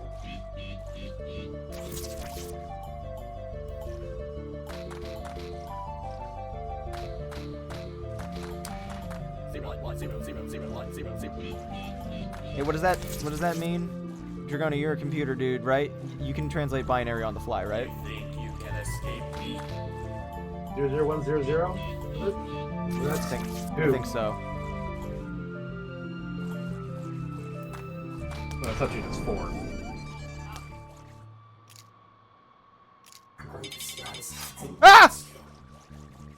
Ah! It cuts it. You can't survive. Yeah, so we went from silly, egg?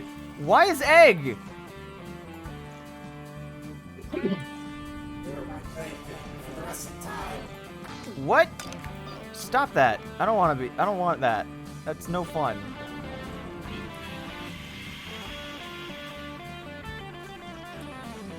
Yeah, so this thing is called ELE-94.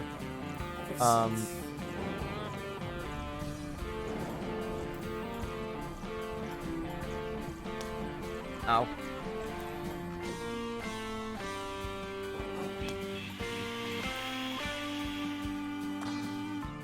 Slapper!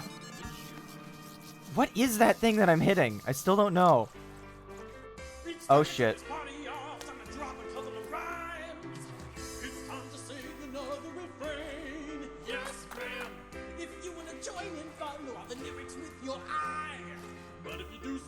Sure that you don't die. Think that I'll be singing this until the end of time. Yeah, this is really hard. I can't escape another No, ma'am. You better tell me, or I may make some tadpole soup. Stop! Slapper! Call your buddies from coast to coast, get them all in here tonight. Yeah, so I like this song, but it's definitely the weakest of the different vocal themes in the game. I'm dead. It also doesn't help that you die and have to start all the way from the beginning, so you hear it a lot.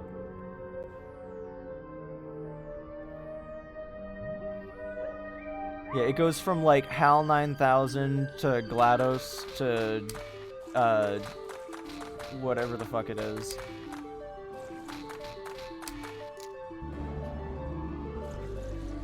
Scanning Threat detected. Yeah, so you can just bypass all the bubbles and just skip right to the next phase, but still not easy. But the bubbles! You can't survive. You can't survive. Slapper.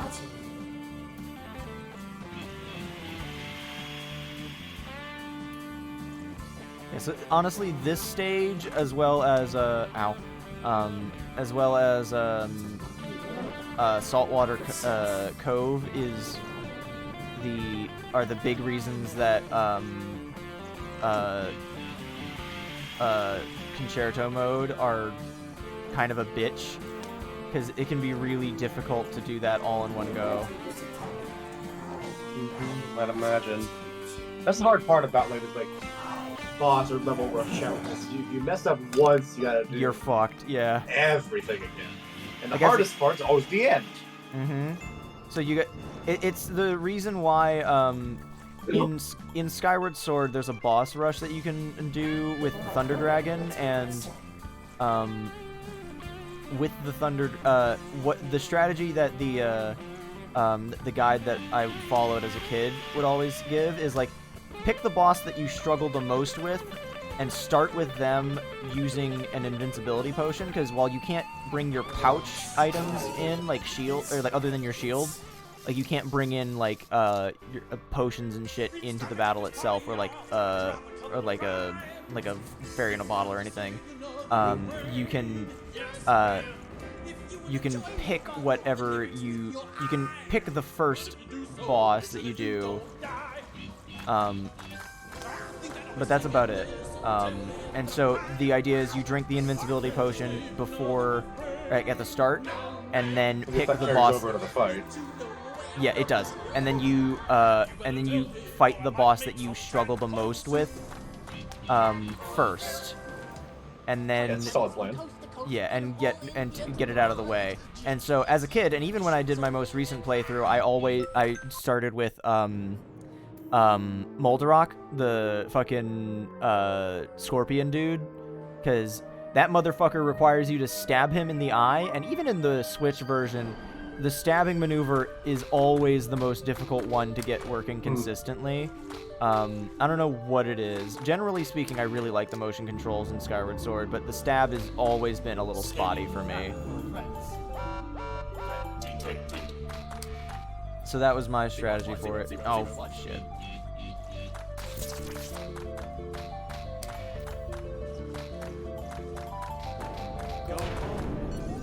Also, True Arena. True Arena is another really good example of that. So I don't remember what the mechanic is that I'm missing is. Do I want to smack it while the lighter is like yellow? Because I'm fairly certain that that's what it's asking for. Also, I haven't swam directly up at the surface for a little bit. It looks really silly. You want to be between the lines? Right, duh. Forgot about that.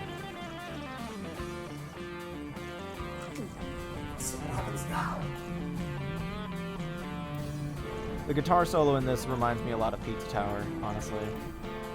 Pizza Tower is so good. It's such a good soundtrack. Really good game. Phenomenal Pizza soundtrack. Tower music, it could have been ripped the Necrodancer. Yeah. DLC.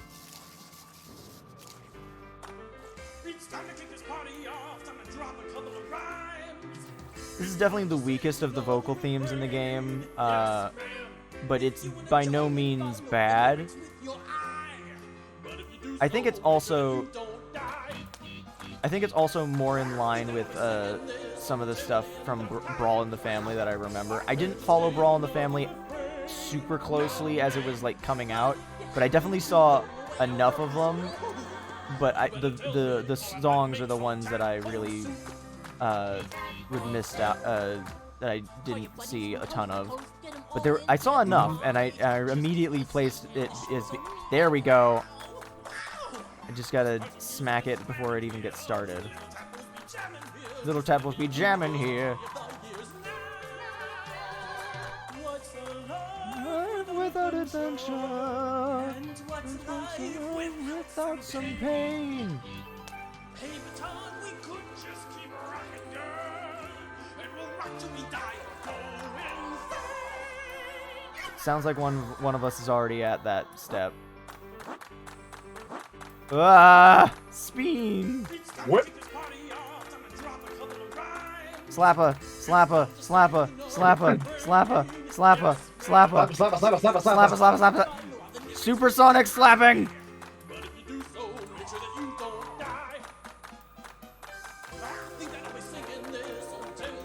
Yeah, the lyrics are so funny. It also incorporates the main theme of the game, which makes me an absolute sucker for it. But Isle Isle also includes that, which, bitch!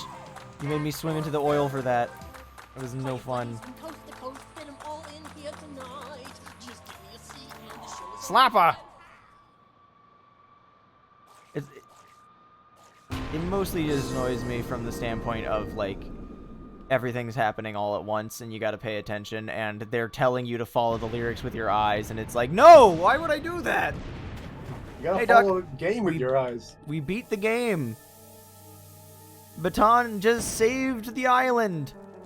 No! But at the cost of her life. No. Baton! It can't end like this. No, my poor girl. This can't be the end. She never even got to see her family again. Hey, wait. She got legs now. Leggies. Power of leg.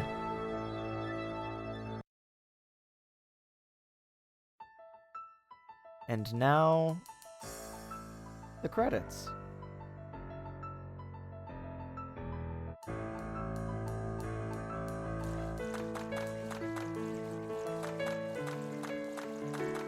Yeah, it was made by Matthew and his brother Michael. I don't know how I forgot to mention Michael until this point. I love He this didn't make medley. the webcomic. That is true. Woo! Look at those cute bees. Get this thing out of here. I'm a sucker for interactive credits. Meow. Meow. Kevin Jerry. Turtle Pipes. Nintendo Switch programming. The TM just flies. TM!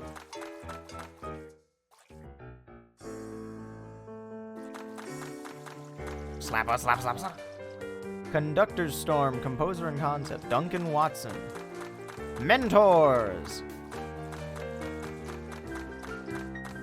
Justin Burdett on guitar, Jesse Watson on cello. Paul Toronto on trumpet. Josh Foster. Michael on trombone. Sarah Toronto for vocals. There's also another.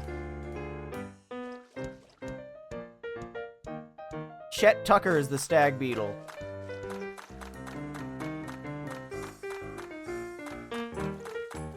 It's so hard to keep up with all these names as I'm trying to play. Slap, slap, slap, slap, slap, slap, slap. Like Sonic Colors Ultimate. Exactly like Sonic Colors Ultimate. Executive Alligator Wrestler.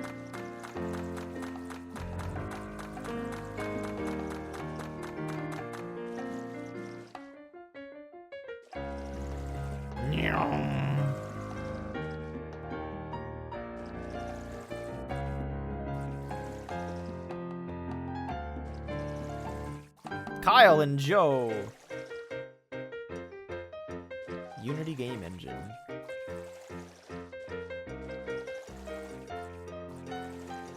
I think my favorite part of this credits theme, not just for the obvious reason that it's my favorite song, but everyone involved in the game gets to contribute their own little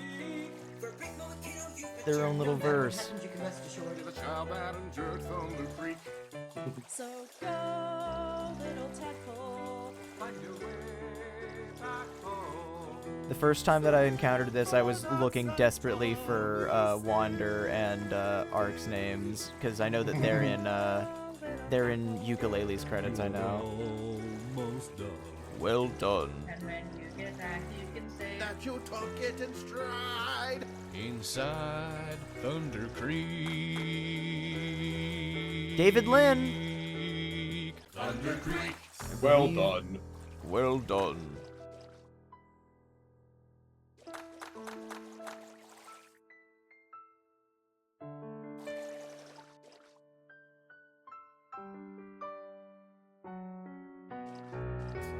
I could probably look back through these again. See if there's anyone else. Dave! Dave.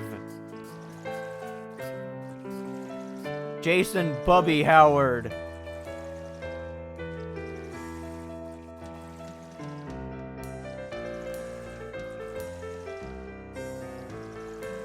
Singing a little refrain, yes, ma'am.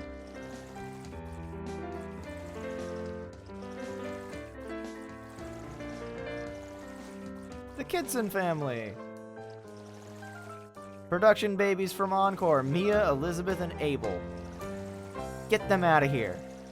Get that out of here. No babies allowed. No babies allowed. I've got legs now. I'm a grown-up. Yeah! She's all grown up. Thanks for giving me or guiding me home, Tad.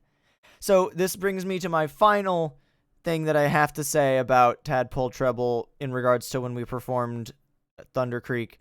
It is exceptionally weird for the conductor of the orchestra being named...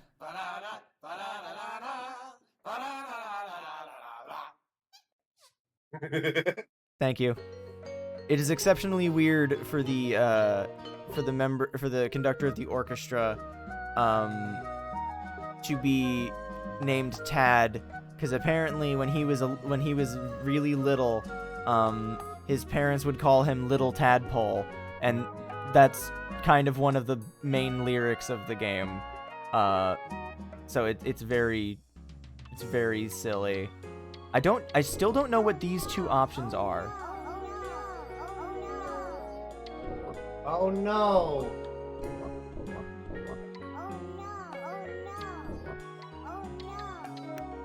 Alright, so we're gonna go back to the main menu real quick. I think we can access the bestiary from here. Yeah. And we don't have everything in this file, so I'm gonna use my normal file, or my first file. No, I still don't have page 5. Okay, that's fine. Page 1, Friendly Frogs. Columbia Spotted Frog. While possessing roughly the same set of skills as an average tadpole, Baton stands out from the crowd with her acute ear for music and impeccable sense of rhythm. Like with most newborns, she's quite attached to her family, so she'd do anything to reunite with them. Thankfully, her courageous spirit and moderately impressive survival skills give her a glimmer of hope on her quest to get home. Strengths, keen sense of direction, perfect pitch, can charge her tail attacks. Weaknesses, poison, fire, lightning, anything with a mouth bigger than her. Dragoni, if you want to read this one, we'll alternate. I'm probably not in a position to be You're reading right. long things right Don't now. do that then. Columbia Spotted Frog. A mother of 4,000 and who still retained her figure, thank you very much. Melody loves all her children equally. Rumor has it that when Baton went missing, Melody hopped north toward Thunder Creek in an attempt to find her lost child. After nearly getting blasted by a pistol shrimp, she sadly ventured home, hoping that her child's sense of rhythm was good enough to ensure a safe return.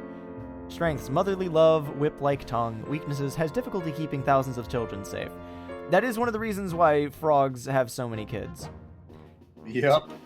Tamber, Baton's proud father and Melody's mate. Tamber is one of the chubbier, lumpier members of Tadpole Pond, and a big reason why its mosquito population has dwindled by the thousands as of late.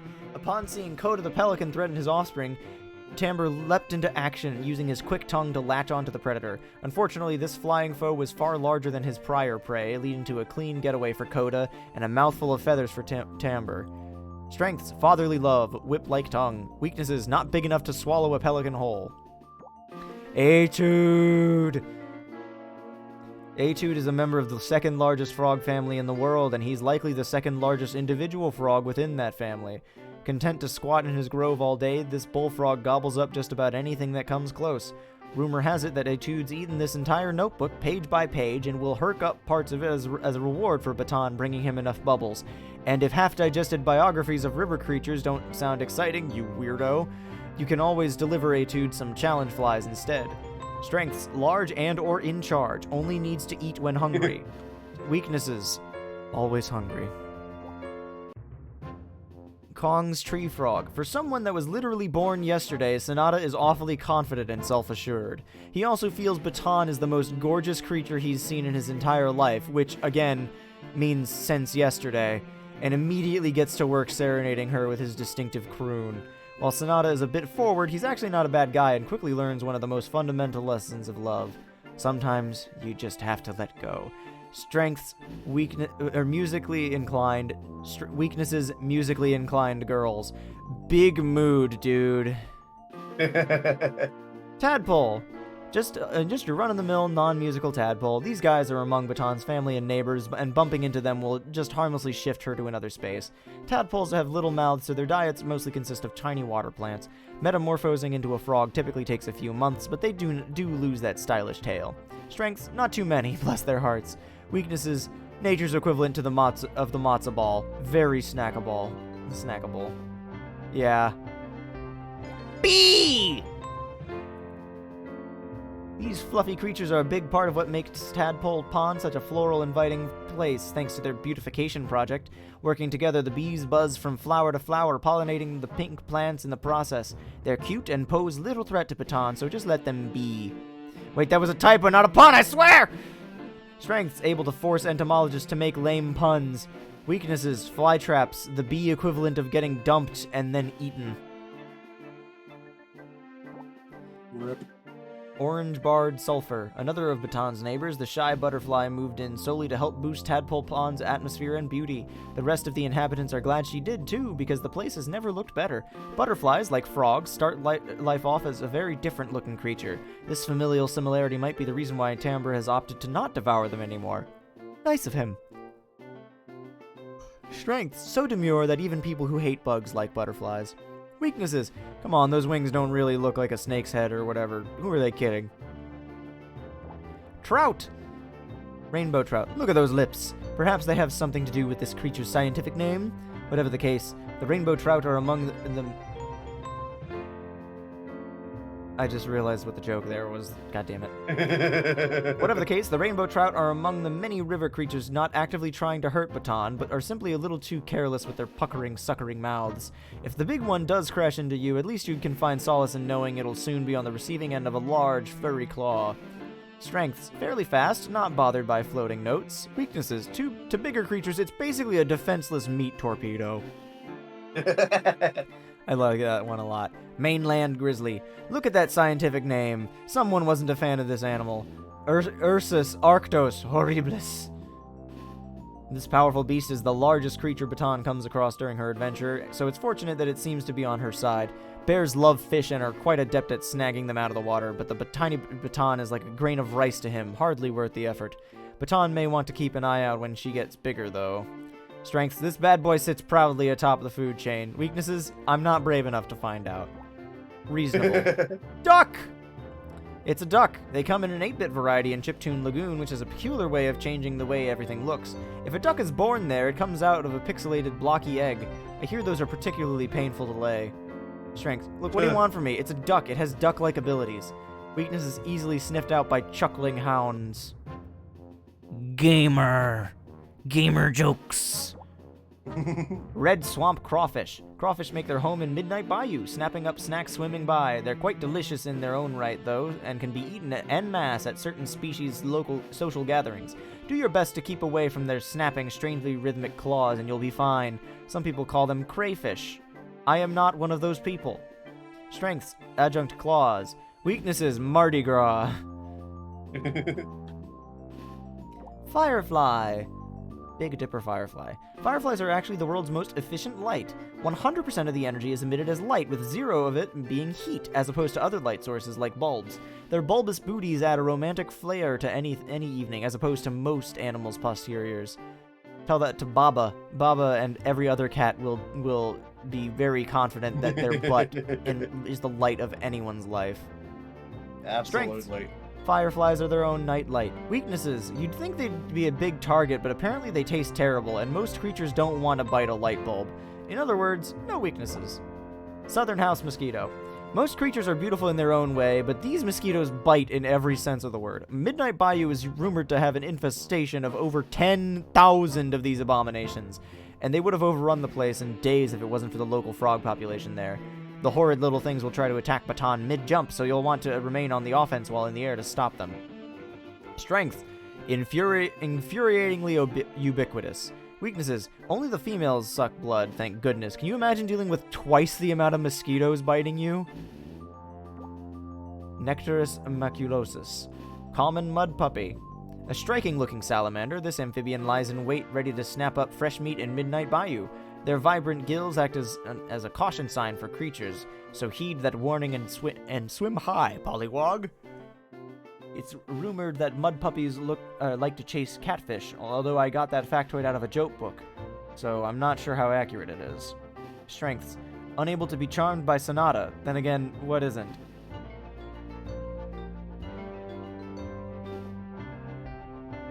Weaknesses. Pretty lazy, opting to not even chase Baton down. I'm trying to parse the strengths thing. Is that implying that Sonata is terrible at, yeah. Yeah. That's the implication, I think. Yeah. Yellow perch. The perch often dwells in the dark areas under icy surfaces. If you have trouble seeing them, perhaps you need to install a perch light. Like many of the amphibious and piscine creatures we've seen thus far, perch lay eggs by the truckload. It's recommended that you steer Baton away from these fish as well, opting to take the high road slippery slides instead. Strength. Surprisingly hardy in extreme environments. Weaknesses: poles that have hooked strings attached to them. Common badger. A family of these thirsty creatures often makes its way up to Gusty Rapids for some of the best tasting water on the whole island. Like most land creatures, they attack from above, so be sure to avoid these lapping tongues or else it's a one-hit game over. They are pretty cute at least, and apparently the ancient civilization in Gusty Rapids agreed. The badger seems to be revered as sacred over there, with statues and temples devoted to it. Strengths: aggressive biters, aggressive lickers. Weaknesses: they're less thrilled about the sudden spears jutting out of their water supply. I wouldn't be Flytrap. thrilled either, to be fair. Yeah. Venus flytrap. The flytrap isn't really an animal, but it's animated like one. Essentially a rooted large mouth on a stem, this plant piranhas its prey using sticky hair, like a hair-like appendages inside its mouth. In Piranha Jungle, they deliberately go after Baton when they're not providing backup vocals to the funky beat going on. Perhaps they're seeking revenge for the tiny plants Baton's been nibbling on the whole game. Strengths: lovely singing voice. Weaknesses: vegetarians. How's that rhythm game treating you, Jay? Spider. Far from your friendly neighborhood spider, this aggressive arachnid forms a bubble underwater and lives inside it. When any prey comes close, snag. While they're rather itsy-bitsy, no amount of rain in the world will wash this aquatic spider out, so Baton will have to brave up and make her way past them. Its wriggling legs can be somewhat unnerving, but avoid them and they'll soon be the unfortunate snack for the school of piranha following close behind. Strengths: maximum creep factor, somehow able to survive almost entirely underwater. Weaknesses: afoot. Beetle! Reddish-brown stag beetle.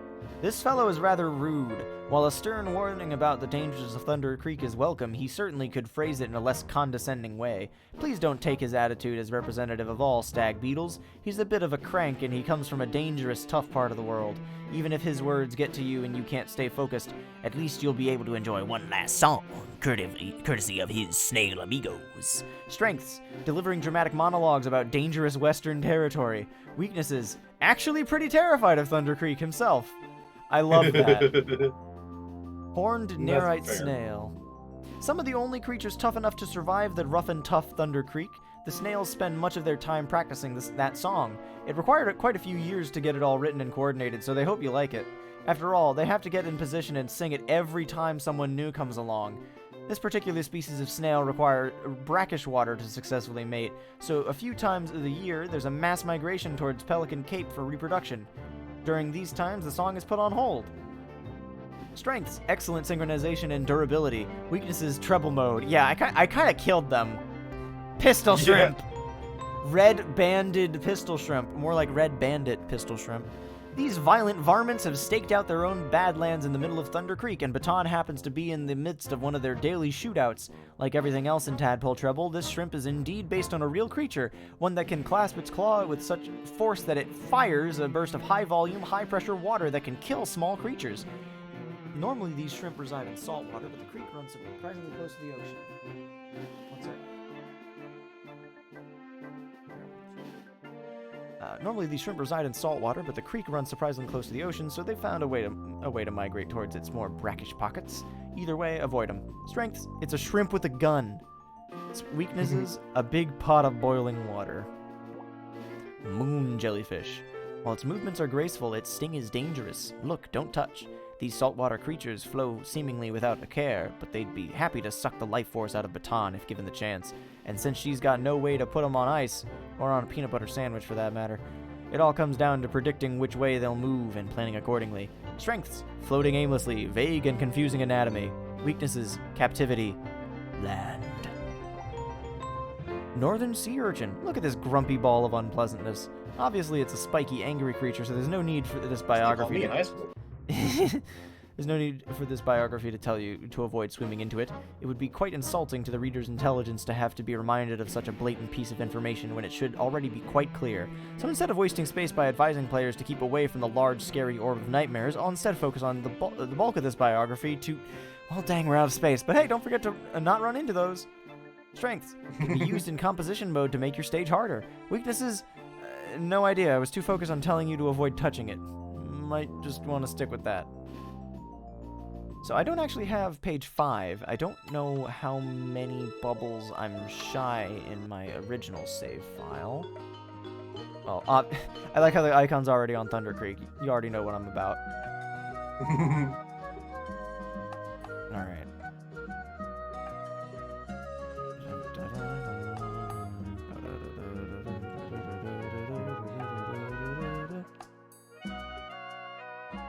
Yeah, so I don't have the bubbles in most stages. But let's check with Etude and see how many it takes to get to the last bestiary thing. 1150. Okay. Oh, that's nothing. That's nothing. We can do that. Alright, pick a stage. Under Creek. That doesn't. It's not gonna help me. I don't have. I have all the bubbles already. All right. Some of the rapids. Rapids. All right. Gusty Rapids.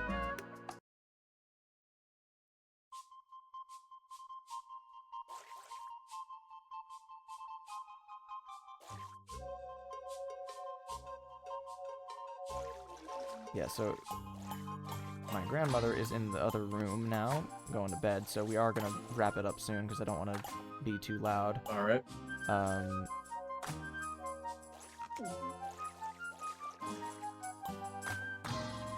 But I do want to give at least one good shot at concerto mode. Alright. Yeah, this was not going to be a super long stream, because this game is not long. But that said, we might go on a little bit longer, depending on if slash... Oh, shit. Depending on if slash when Mush shows up. I don't know if they'll be up for it after they get back, because it did look like they were getting back pretty late. Yeah, so the bubbles will only count if I actually get more on this run-through than on my initial run-through. So it's not individual bubbles, it's the total you get. Okay. Yeah. Because you can only collect 100 bubbles in each stage, and there's 13 stages, so the idea is that it'll count whatever your best score on a stage is, essentially, as the number of bubbles that you've gathered, kind of like in Banjo-Kazooie with notes. I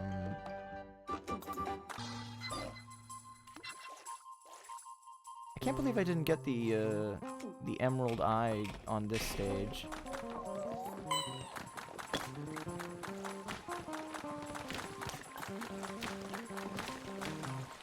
Slapper! Many Slapper!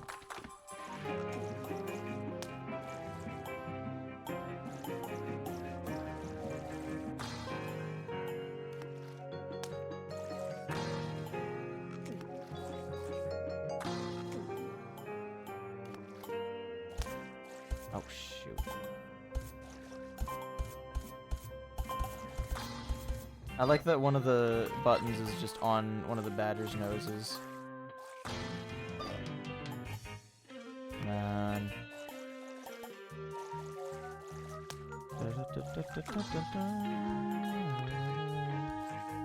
Yeah, please play this video game. Support the official release. Playing this game is so much fun. It's hard to put into words, which is why I have to put it into music. Also, Matthew's just a cool dude. Give him your money.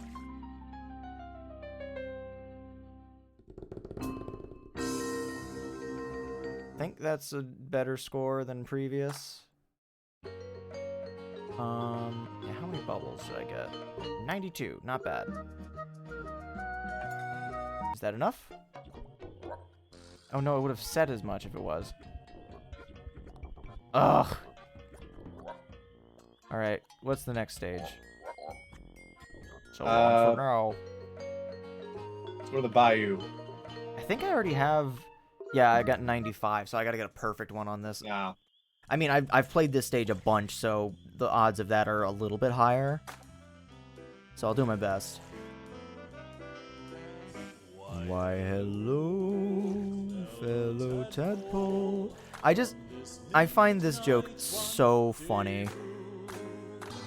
just the idea of like, I've loved you since the day I was born, which was yesterday. Just, it's so dumb. Also, when I was talking to Matthew about wanting to do an arrangement of this song for my own personal music channel on YouTube, I mentioned that I'd been working on an arrangement of it, and he was like, "Oh yeah, it's a song. The song goes from 6/4 to 5/4," and I was like, "I had it in 3, because you know you can have 6/4 and just by counting in 2." Yeah. But yeah, it alternates between 6 and 5. What do you not have a ton of bubbles on? I did not check, but I'm already in the bayou, so it's fine. Do you think Baton would come back to Midnight Bayou and say hello to Sonata? Maybe give him another chance after the events of the game. How should you pick up that waterfall? Well, she has her own 2 legs, so now they can go dancing. Whoops. Pardon my entendre, but I hope and pray bayous feel the same way about me. My favorite detail about this stage's background elements is look at the frogs in the background here.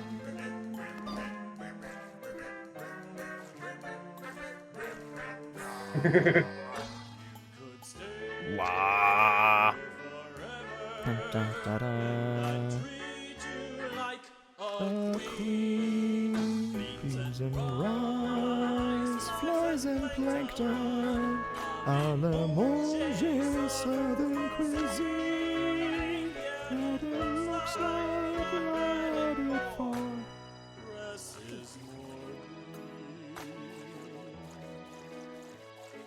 Seems I'm a bit rusty, could use some modesty. Guess we'll just have to be friends. At least he takes the L gracefully.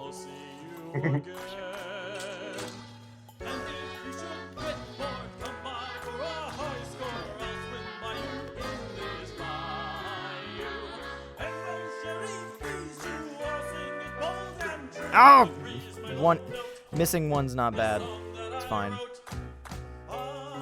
It is frustrating.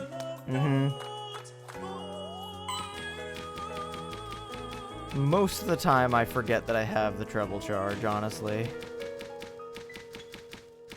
It's kind of a problem of mine. Damn! It's a sign of weakness! It is. Alright, let's have a look. What do I have the least bubbles on? I got 97, 99, 87. Not good. 28. 28. I think I can do better than that. Obviously, I got them all on stage 1, 84, all that there, 98. Yeah, I got real close to getting all the bubbles, actually. Yeah, I guess let's do Sunken Derelict then. This does mean I have to get the bubbles and then not die, to be clear. That's the hard part.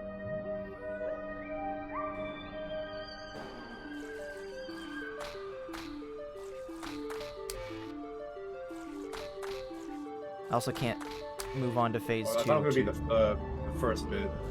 Yeah. Scanning graphical threats. Threat detected. 01001.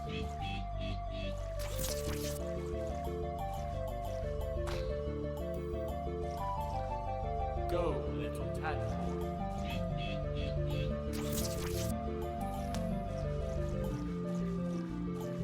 Ever since the crash, it has been lonely here, little tadpole.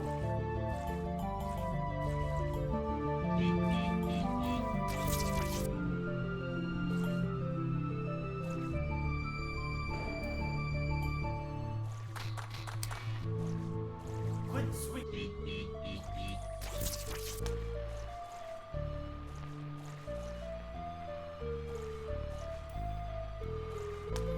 Yeah, that's it. Yeah, no. So the thing is, I have to get all the way through it, get those bubbles, and have enough health that I can actually survive the actual, like, fight part. So that it actually counts. And I don't have treble mode.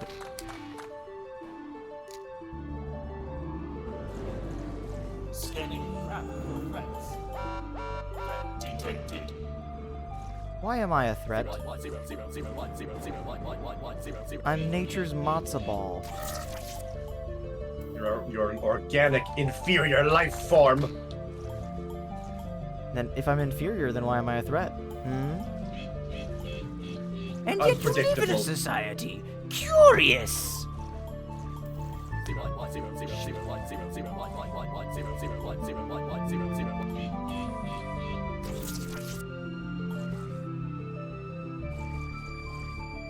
care to not touch food exposed.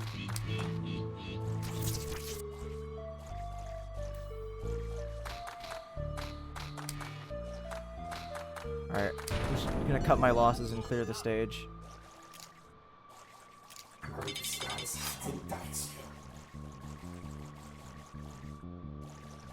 You can't survive. I can, and I will. I survived Thunder Creek, I can survive you! I'll kill you! You'll die here! I will single-handedly end your lineage.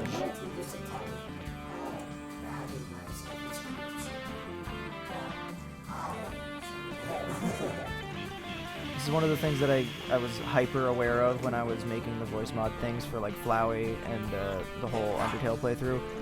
There's a delicate balance of cool voice filters actually being like parsable for in dialogue, and when there's so many other things happening in this stage, it's really tricky to hear or like to understand the words. I'm sure that if you just listen to the files on their own, it wouldn't be too difficult, but there's a lot happening. Yes, ma'am. If you wanna join in, follow the lyrics with your eye. But if you do so, make sure that you don't die. I love Baton swimming into the surface. No,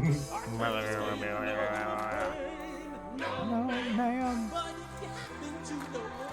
Out of this You better tell me, or I might make some tadpole soup. Call your buddies from coast to coast, get them all in here tonight. Get them all in here tonight. Show us on me and how. Wow! Party music is slamming here. The little tadpoles be jamming here. What's a life without adventure? And what's life without some pain? Hey, Baton, we could just keep rocking, and we'll rock till we die. Well, death. That was remarkably... Challenge fly acquired? What did I do? You won. Succeed as quickly as you can. Oh, okay. Speed run! As in, just do it in one cycle apiece.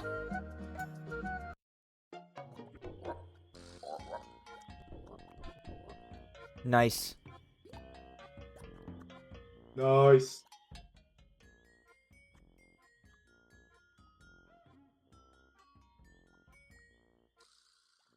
I need someone to make an edit of this where it's just Etude's face zoomed in and it just 69 bubbles.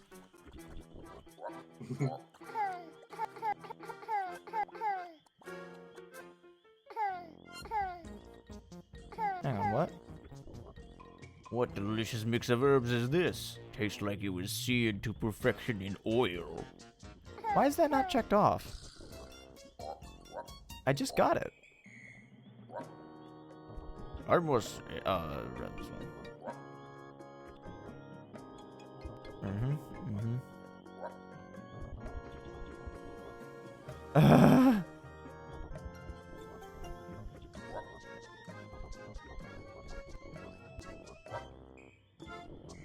Surely you have enjoyed this island's music.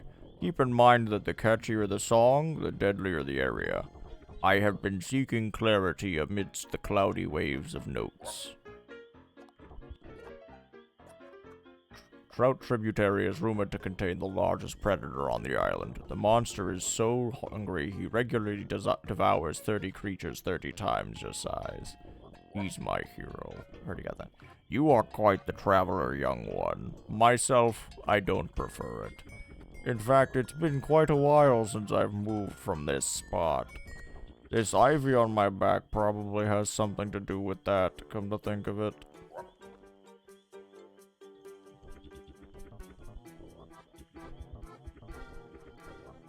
I mean, he moved to Thunder Creek to say, well done. Well done. Have fun. I ate a book earlier. I love that.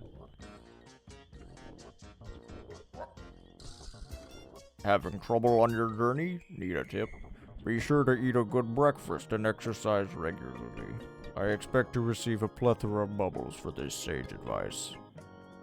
What? Those notes are a menace. Whenever I take a swim, it's a non-stop barrage on my belly. We really need some deeper waters. He's so fat. Oh yeah, that pelican, I've seen him around. His name is Coda. I remember he tried to take a bite out of me once. The nerve. I suppose I'm a prize pig in his eyes. He couldn't fit his mouth around my ample figure, so I laughed and went back to eating his eggs.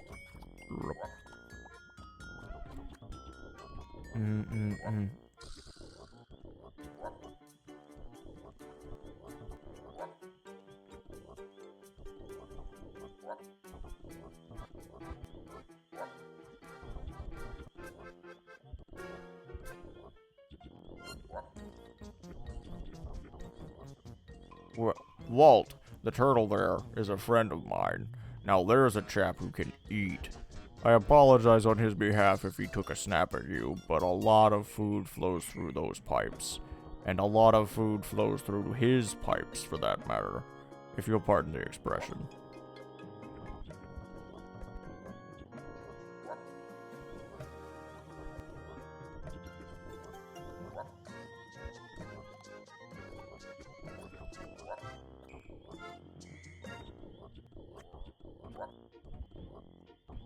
Yep. Alright. One more. Yeah. Mosquitoes. I'm not a monster. Alright, let's go to the menu and check the, No, not that. Main menu. Extras. Bestiaria. Coda! Brown pelican. Still one missing.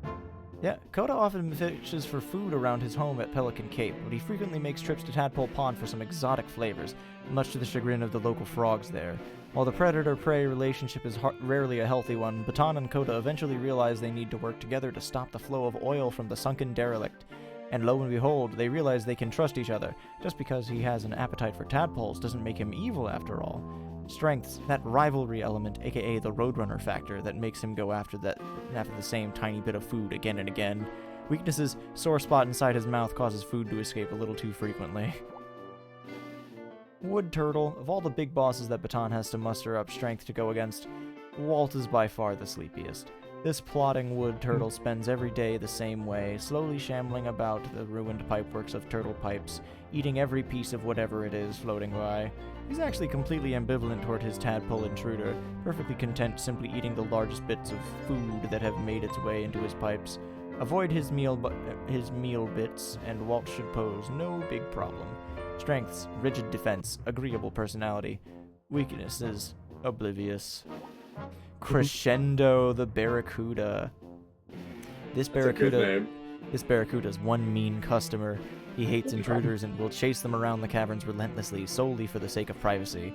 A previous injury has left Crescendo with poor eyesight, however, so Baton does stand a fighting chance, especially when it comes to the fluorescent mushrooms peppering the cavern. When one of these is struck, it emits a blinding light which just might give our tadpole heroine a chance to escape. Interestingly, the yellowtail is one of the smaller species of barracuda, but it's still certainly big enough to Baton. Strengths, aggression, utilizing the darkness. Weaknesses, bright lights. Staccato.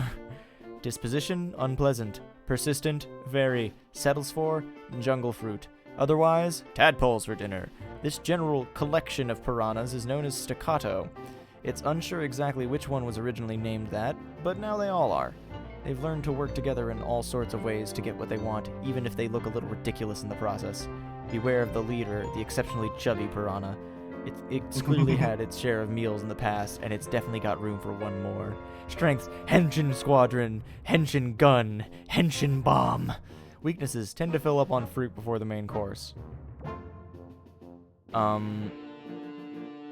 What? Is there a secret boss? Please do tell me. Can you look that up?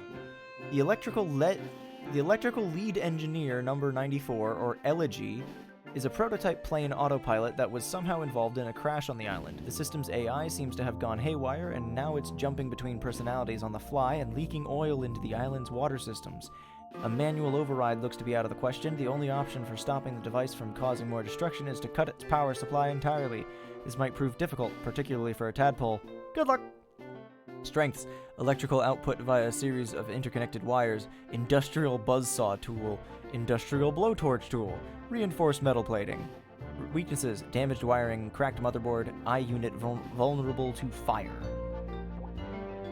Yeah, please do look this up. If I had to guess where it is, it's probably on Saltwater Cave. Or Cove.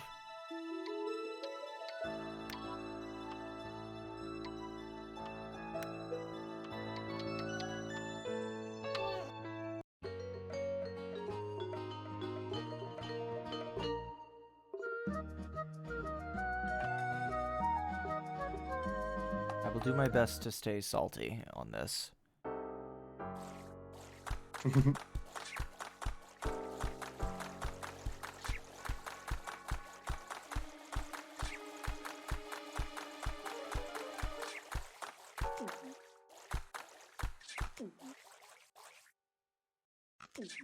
Good night, Gomez. Thanks for hanging out. I hope you enjoyed the song. Several songs, even. You need to obtain all 13 challenge flies. Okay. What is it? It's a bonus level. Oh my god, really? Yep. Okay, well then I guess let's do our best to get all the challenge flies before stream ends. I'd rather do that than try and do the try and do concerto mode, because concerto mode is just all the stages again. And besides, everyone knows that you have to have all the bosses beaten before you do the true arena. Otherwise, you just have to do it over again. Yeah, I do have a list of how to get all the challenge flies too if you end up needing that. Perfect. Yeah, I can intuit most of them, but some of them are a little bit weird.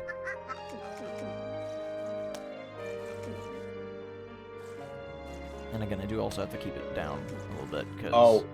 Yeah. Oh, shit. There was a challenge fly for beating concerto mode, so... Oh, well, fuck, that's right. I forgot about that. Well, okay, you know what? Let's do this. I will... Oh my god, you know what I just realized?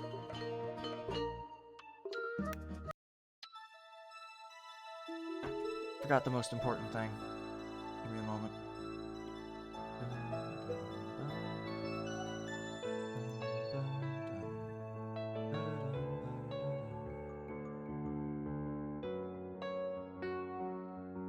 Let's do this. Whoops, that's not what I want.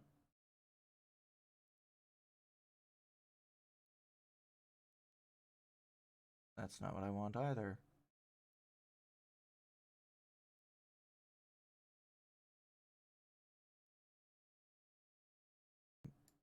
Okay,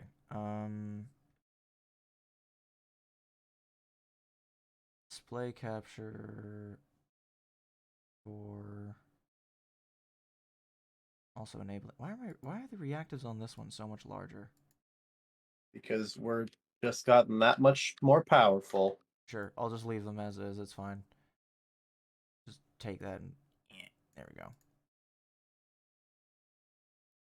and open this up. So this is the video.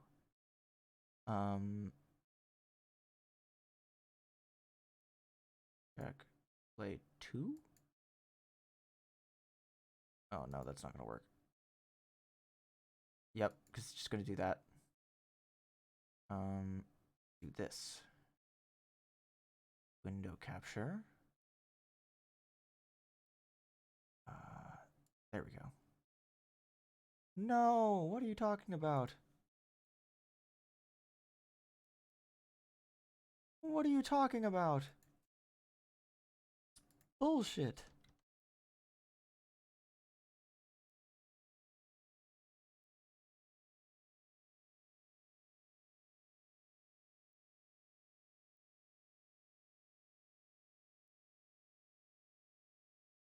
Yeah.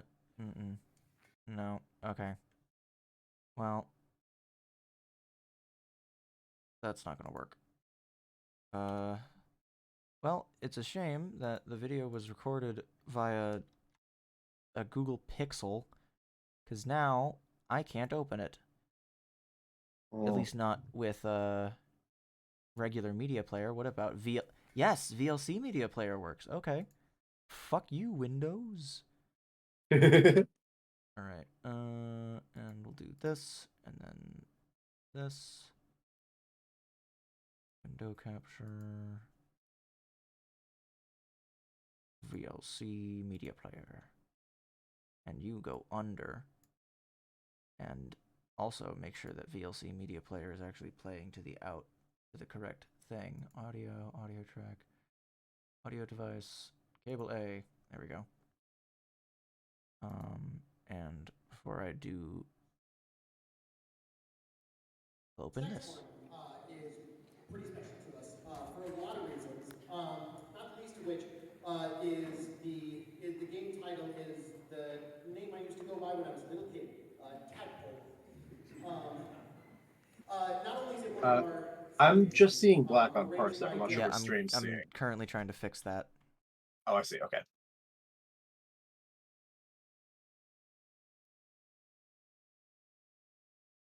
What the H is going on? Video track.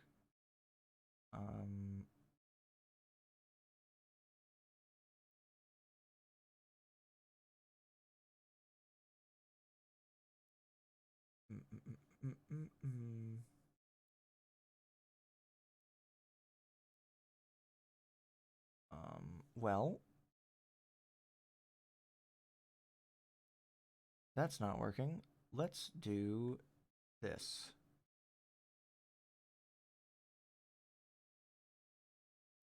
H is only used in German notation. Yes, correct. Alright, well, we're gonna try something different. And I'm gonna hope that it works. Because there is a way to make sure that it plays on stream, but you won't be able to hear it, Dragoni. So I'm gonna VLC video source actually. Let's do that. Can I do this? I open this with VLC. This next one Ish. is Tad, pretty not special. yet, Tad.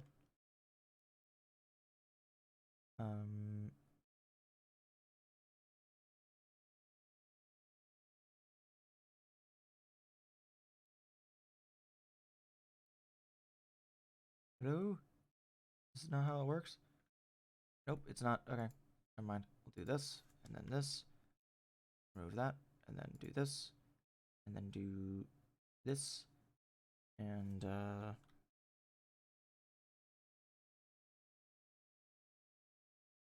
then I open this, and I do this. This next one is... And I stop it, and I move it below the stuff. I'm just gonna... Actually, wait, no, this is very, very well thought out, I know. And I go to this, and I go to properties. I go to Uncheck that, and I want to do okay. This next one is pretty special. I go to the mixer. I go to advanced audio properties, and I go to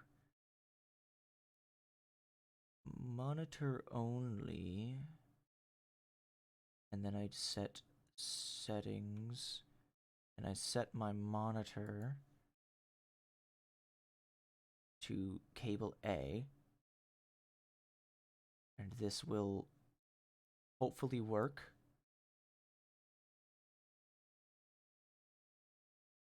I'm gonna just start by saying, what a great show so far, right? I hear it.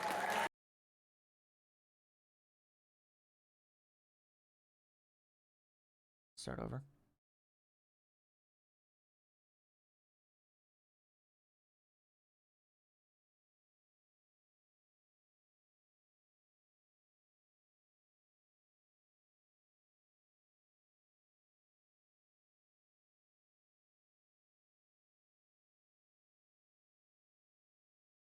Can't hear it anymore? Hang on.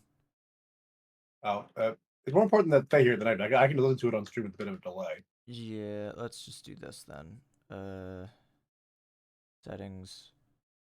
Again, go to audio, monitoring device, this, and apply, and this, and then I do this.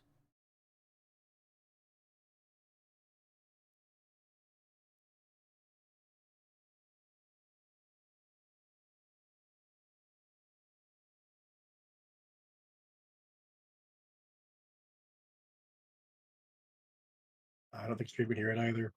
Oh shit, that's right. Okay. Properties. Advanced audio properties. Monitor and output. There we go. Okay, we'll rewind a little bit. In the trumpet section. Not only is it one of our favorite pieces, Stream has audio. arranged by Derek in the viola section. Yeah, Jerry! Solo by Colin in the trumpet section. That's we me. actually have the composer here with us, who has come to check out. That's him in the very front row. Say a few words. And look at the choir all filing in.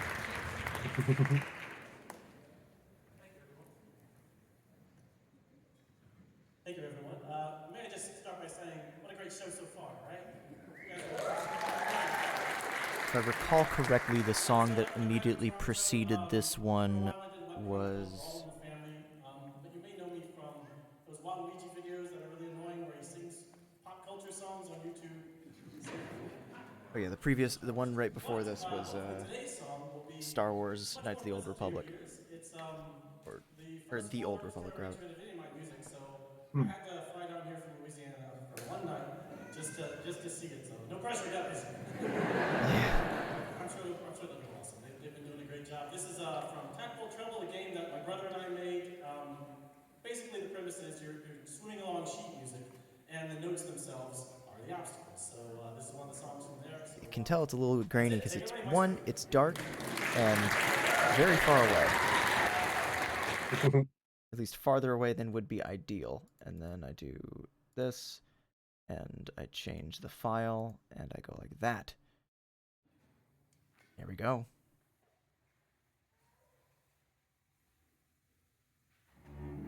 Well, kiddo, looks like you strayed pretty far from home.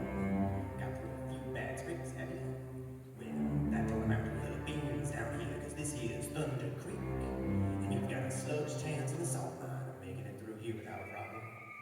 I reckon you should mosey on back, cowboy, before you get your goose cooked. I also recorded the gameplay footage on there, Still hanging around. but that's basically just playing through the stage as normal.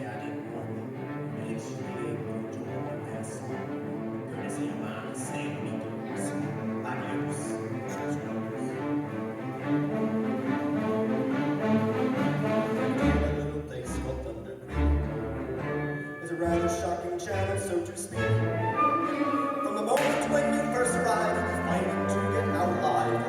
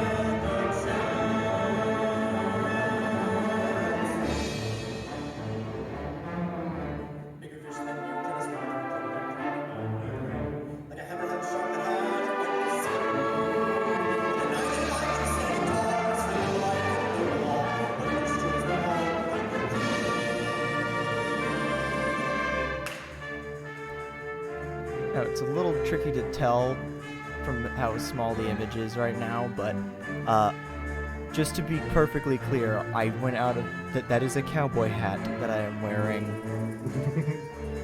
It's pretty good. It's visible. Yeah. You see the choir bobbing their head back and forth. Also, it's physically impossible to see the trumpet section and the guitarist and the rest of the people. Like this is the first time that we were on this stage, and we had been trying to get access to this like venue for a while because it's like really close to the place where we normally rehearse, and it would have been perfect a few years ago when we weren't so large.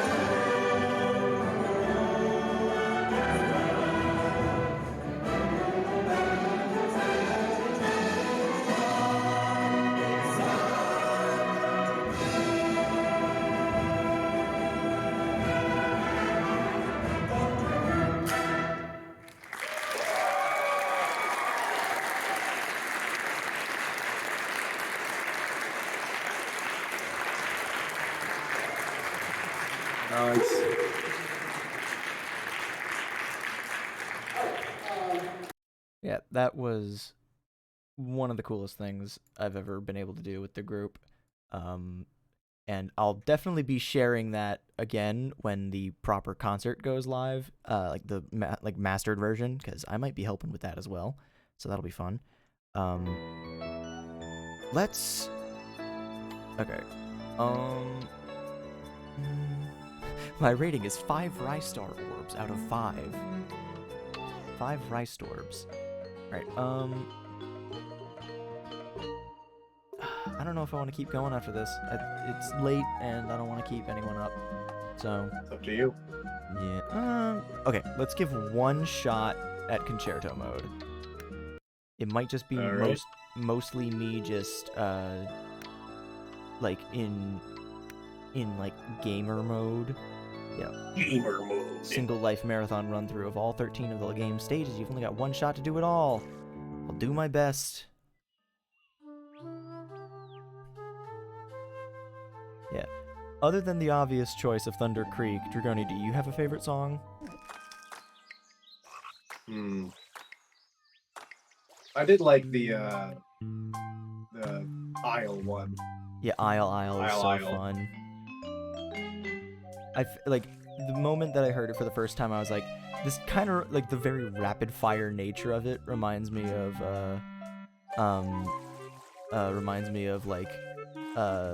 The End of the World as we know it, or like Hardware Store, where it's just like, here's like a patter song. Yeah, it's just, here's an endless cavalcade of bullshit. If you can hear it and catch up, then good on you. Otherwise, it's just musical patter, as you put it. It's a good way of putting it. Slap.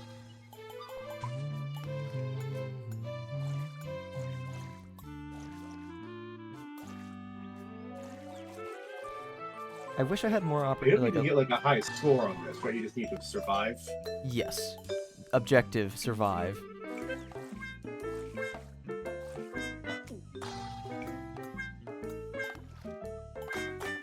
Hang on, you know what? Can you find me a PNG of the objective survive from Halo Reach? So I'm just gonna put that at the top of the stream.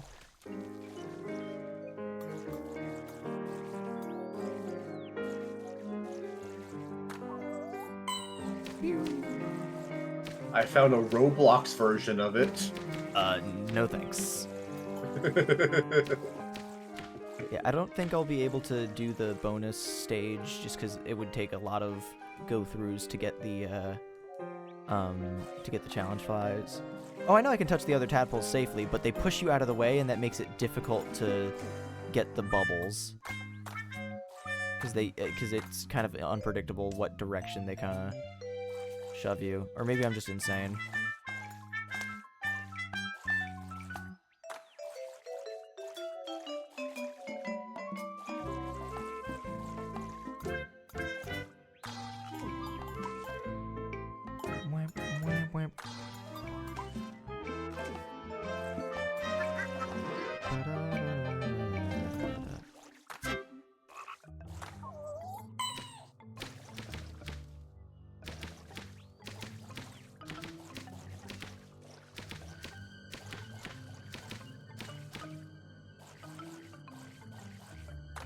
Bird, bird, bird.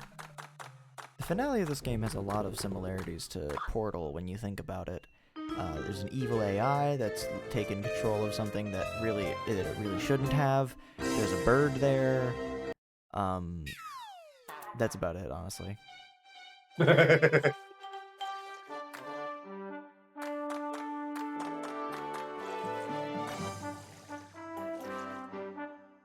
If I recall correctly, my first attempt of Concerto mode ended in Barracuda Caverns.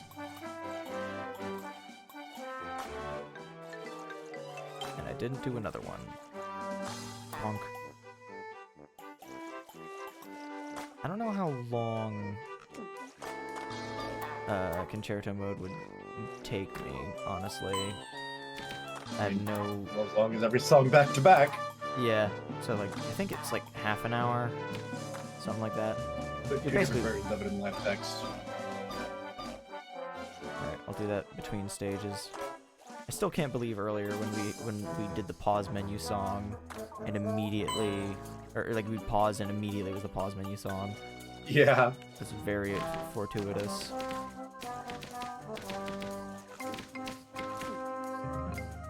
Also, that's a very red square. Uh-oh. Well, let's do this. While I wait for that stupid square to recover.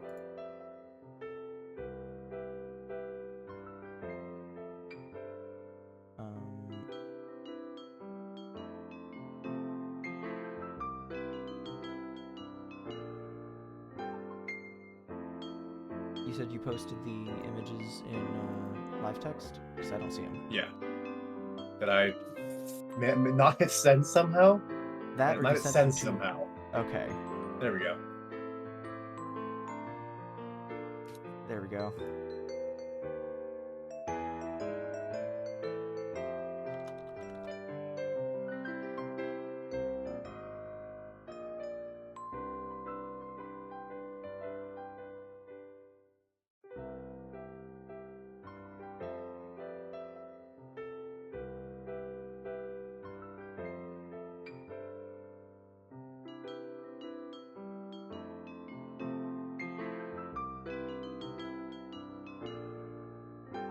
Also, I love how the pause menu song is a remix of the pause menu song.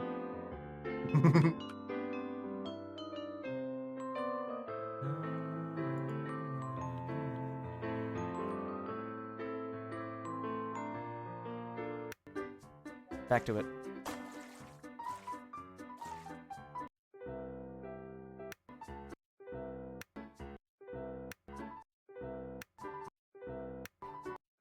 Just to give you an idea of how infrequently the pause menu song actually shows up.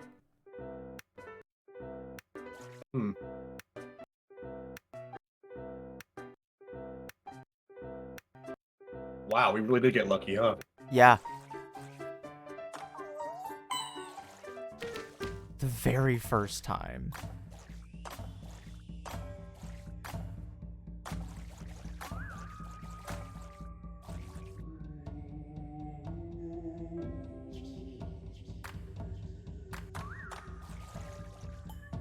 There's always a bigger fish. Speaking of Star Wars quotes, I've been thinking a lot about Star Wars recently because of the fucking... There's a really excellent video called The Weird Star Wars Characters Iceberg. Except it's not actually called that. It's called the Glupshido Iceberg because it's basically just going over every Glupshido type character where it's like, these are all the weird guys that, like, people get obsessed with. Basically, like, if there's a character that shows up in, like, the Mos Eisley Cantina, or, like, Jabba the Hutt's palace, the weird scrimblows like that. Glupshidos. Yeah, the Glupshidos that add flavor to the Star Wars universe. They have names, they don't really need to, but they have their own lives and their own backstories and everything. That's a Glupshido. And the review of, like, the iceberg of all of them is fucking awesome. Definitely go watch it if you like Star Wars even a little bit. And then I didn't even realize it until, like, the day or so after I finished it. There's a part 2, and it's great. And now it's just got me in a Star Wars mood. So I might be streaming Jedi Bounty Hunter after we finish Minish Cap or something, I don't know. That's been on my backlog for a while. Ever since I got it from... So many things in the backlog. Oh, believe me, I know. I'll probably end up just playing it on my own time, but I do love that it's available on the Switch. Slap. So what do you think happened on this island? Where did the people go? And how long ago did they leave? What is the lore? My original post-apocalypse theory probably isn't true, because there's enough people elsewhere there to be a plane that crashed on the island. Mm-hmm. And probably killed a bunch of people, even though, like, it's kind of glossed over. Mm-hmm. I think probably economics of living on a small island without a whole lot of, like, resources and such. It's pretty, like, not developed all that much, which is good for, like, major reasons, but not great for people living there. We'll probably just find better life elsewhere. Yeah, probably nothing super, like, exciting. It's, the plane crash is probably the most exciting thing to happen to this area. But, like, when you look at the turtle pipes from the top, like the top of the stage, or like of the overworld map, that one bubble at the very end fucked me up on so many runs. And did I get them all? What the hell? Yeah, you did. Nice. Rank X. Oh, it's been giving me rank X for every time I've done it because it's concerto mode. Wow. I was confused the first time that happened too, as well.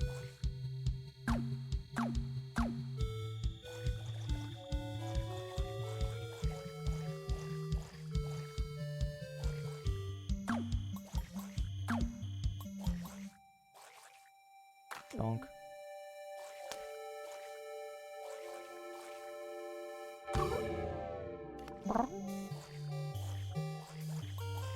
Yeah, so one of the things you can get by collecting all the bubbles in the stages is you unlock the ability to play as Chiptune Baton outside of Chiptune Lagoon, which is really silly. That's fun.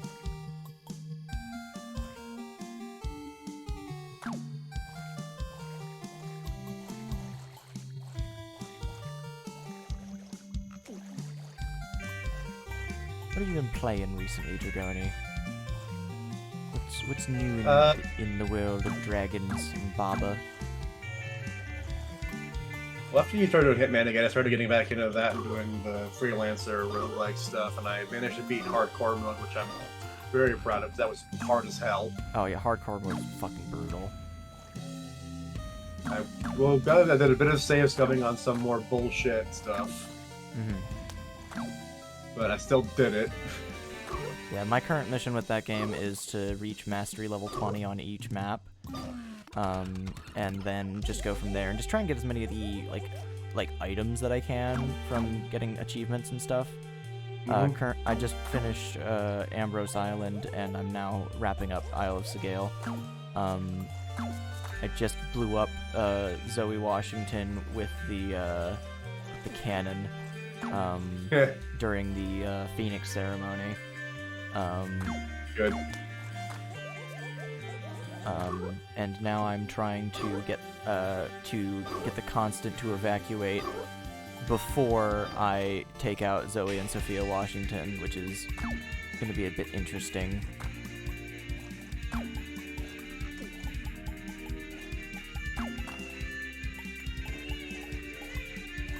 For as much as I love the island, like have him see a body or something, right? yeah, or like have something happen to him, but like that also does void Silent Assassin, which, well, then again, I did have a plan to do it while doing Silent Assassin, which is have him slip on a banana peel.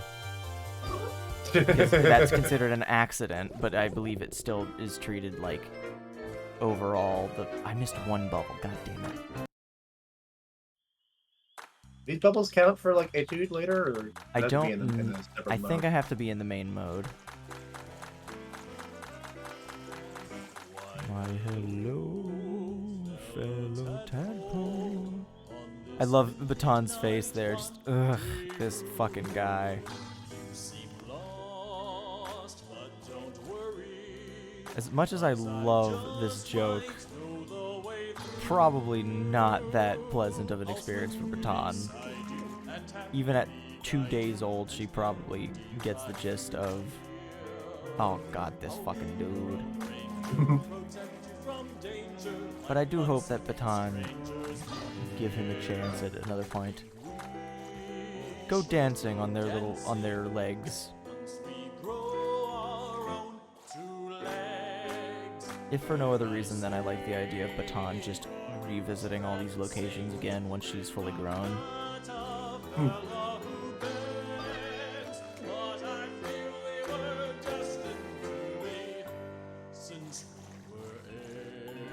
There's one particular line of dialogue that I couldn't get from Etude that I was a little bit upset that I haven't been able to get to show up.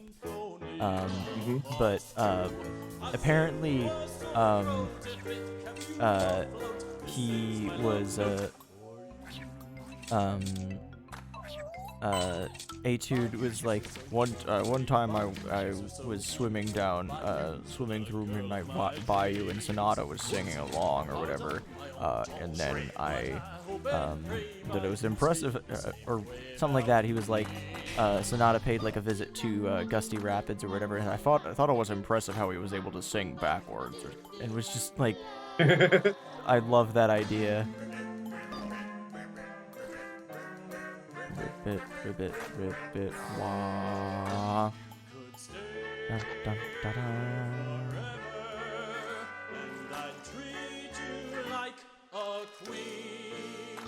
This song is just infectious. I love it.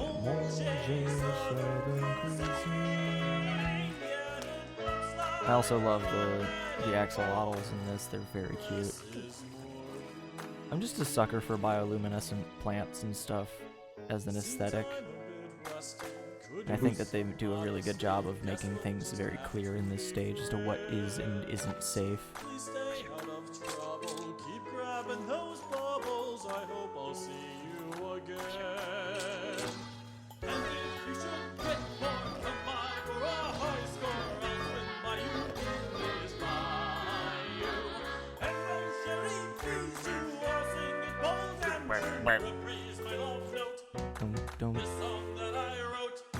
Don't. I'll sing my love note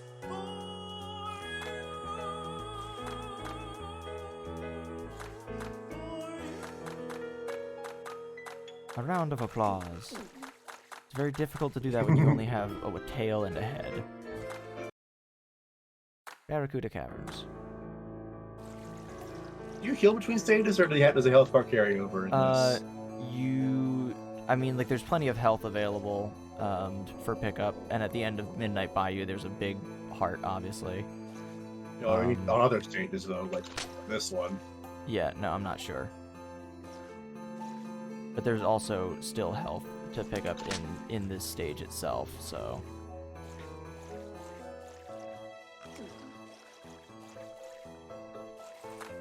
Ow, fuck.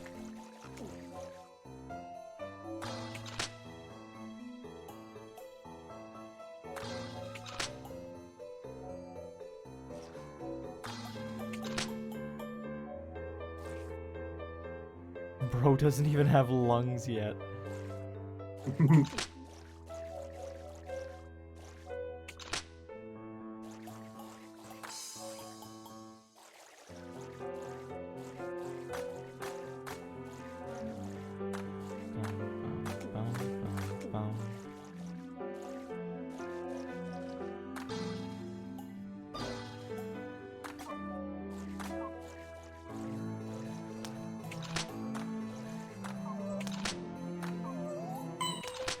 Yep, it's an instant kill. Well, yeah, damn. No, we're not doing that. Alright, let's have a look at the bonus stage. Pull this up. It's called Conductor's Storm. Hmm.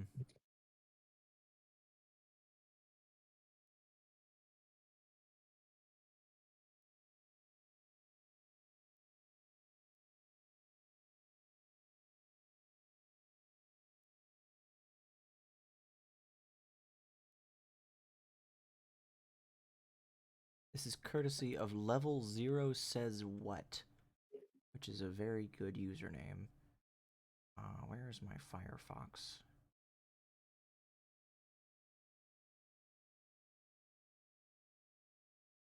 There we go. Uh-huh.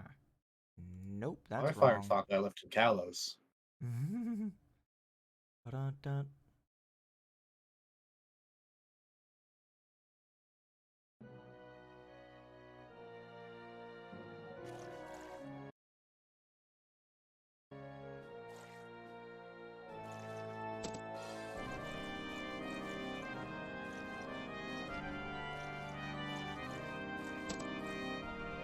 Oh, that's really the best quality you got? Alright, cool, whatever.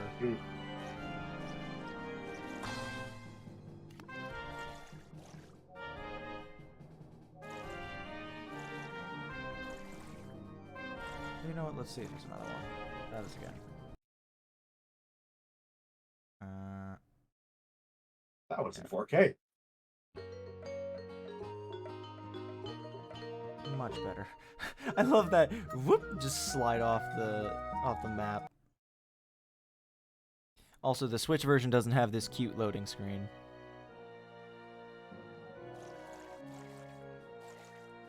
This one is courtesy of White Khakis. Great username.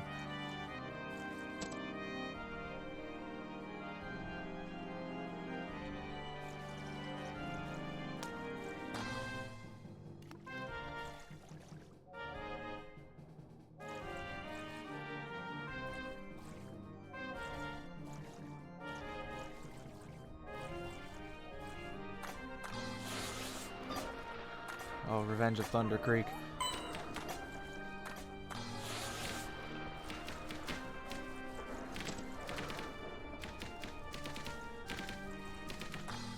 Interesting that this is clearly a saltwater environment, and yet there's no saltwater mechanic. Probably because that would suck ass. What's a yellow perch doing here? Whatever it wants. Clearly. Oh god, why is he looking at me like that?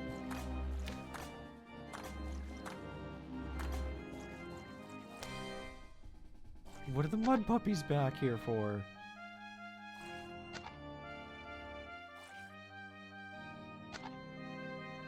Oh my god. It's fucking Takata. Guns! And the guns.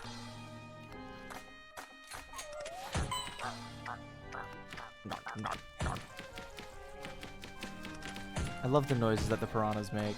And the mosquitoes are here. Why are they here? Everything's here.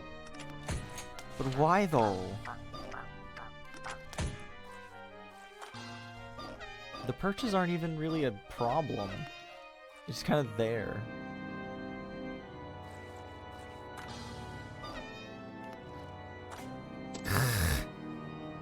Fucking Night on Bald Mountain.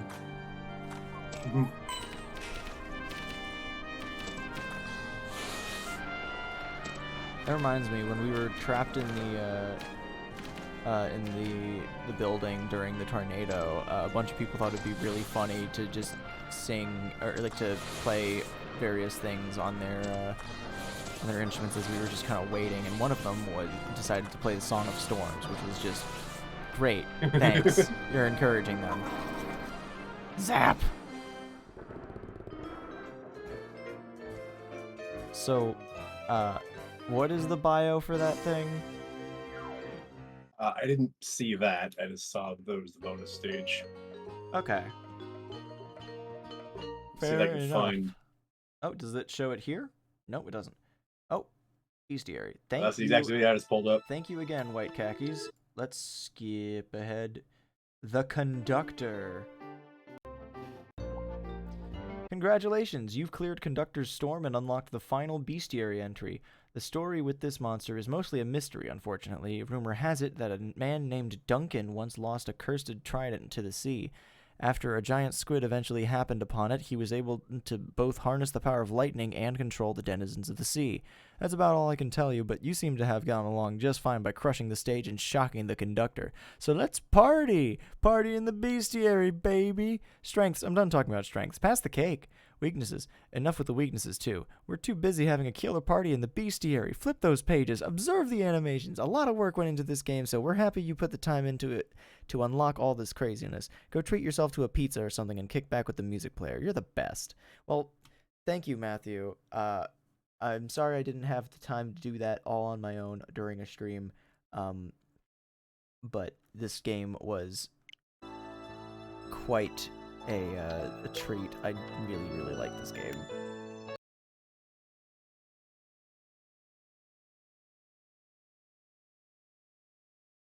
Hang on.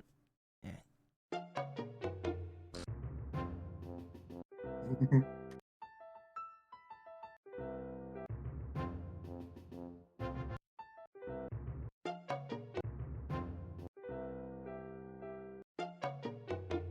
Actually, you know what better way to end this stream than the way that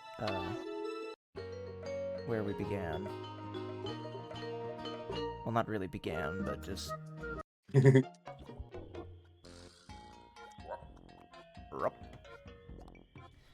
Alright, I'm gonna check and see if there's anyone that we can raid.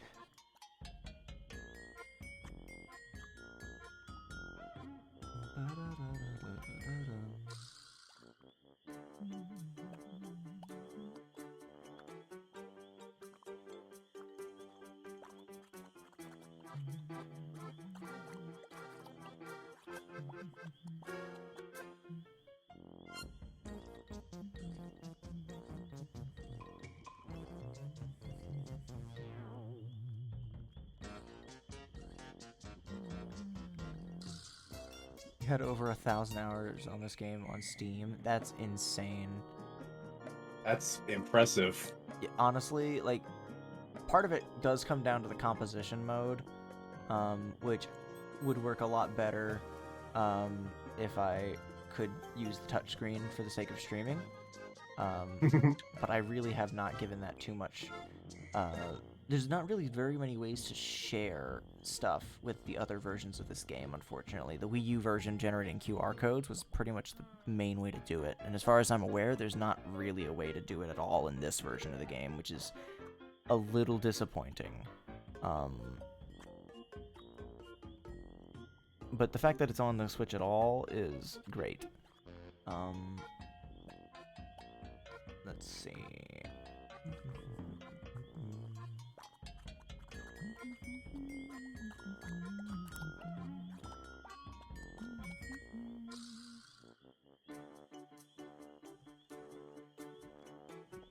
Alright, we are going to raid the Maniacal Gamer.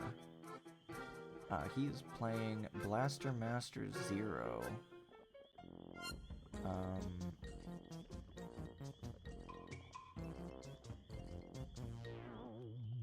So...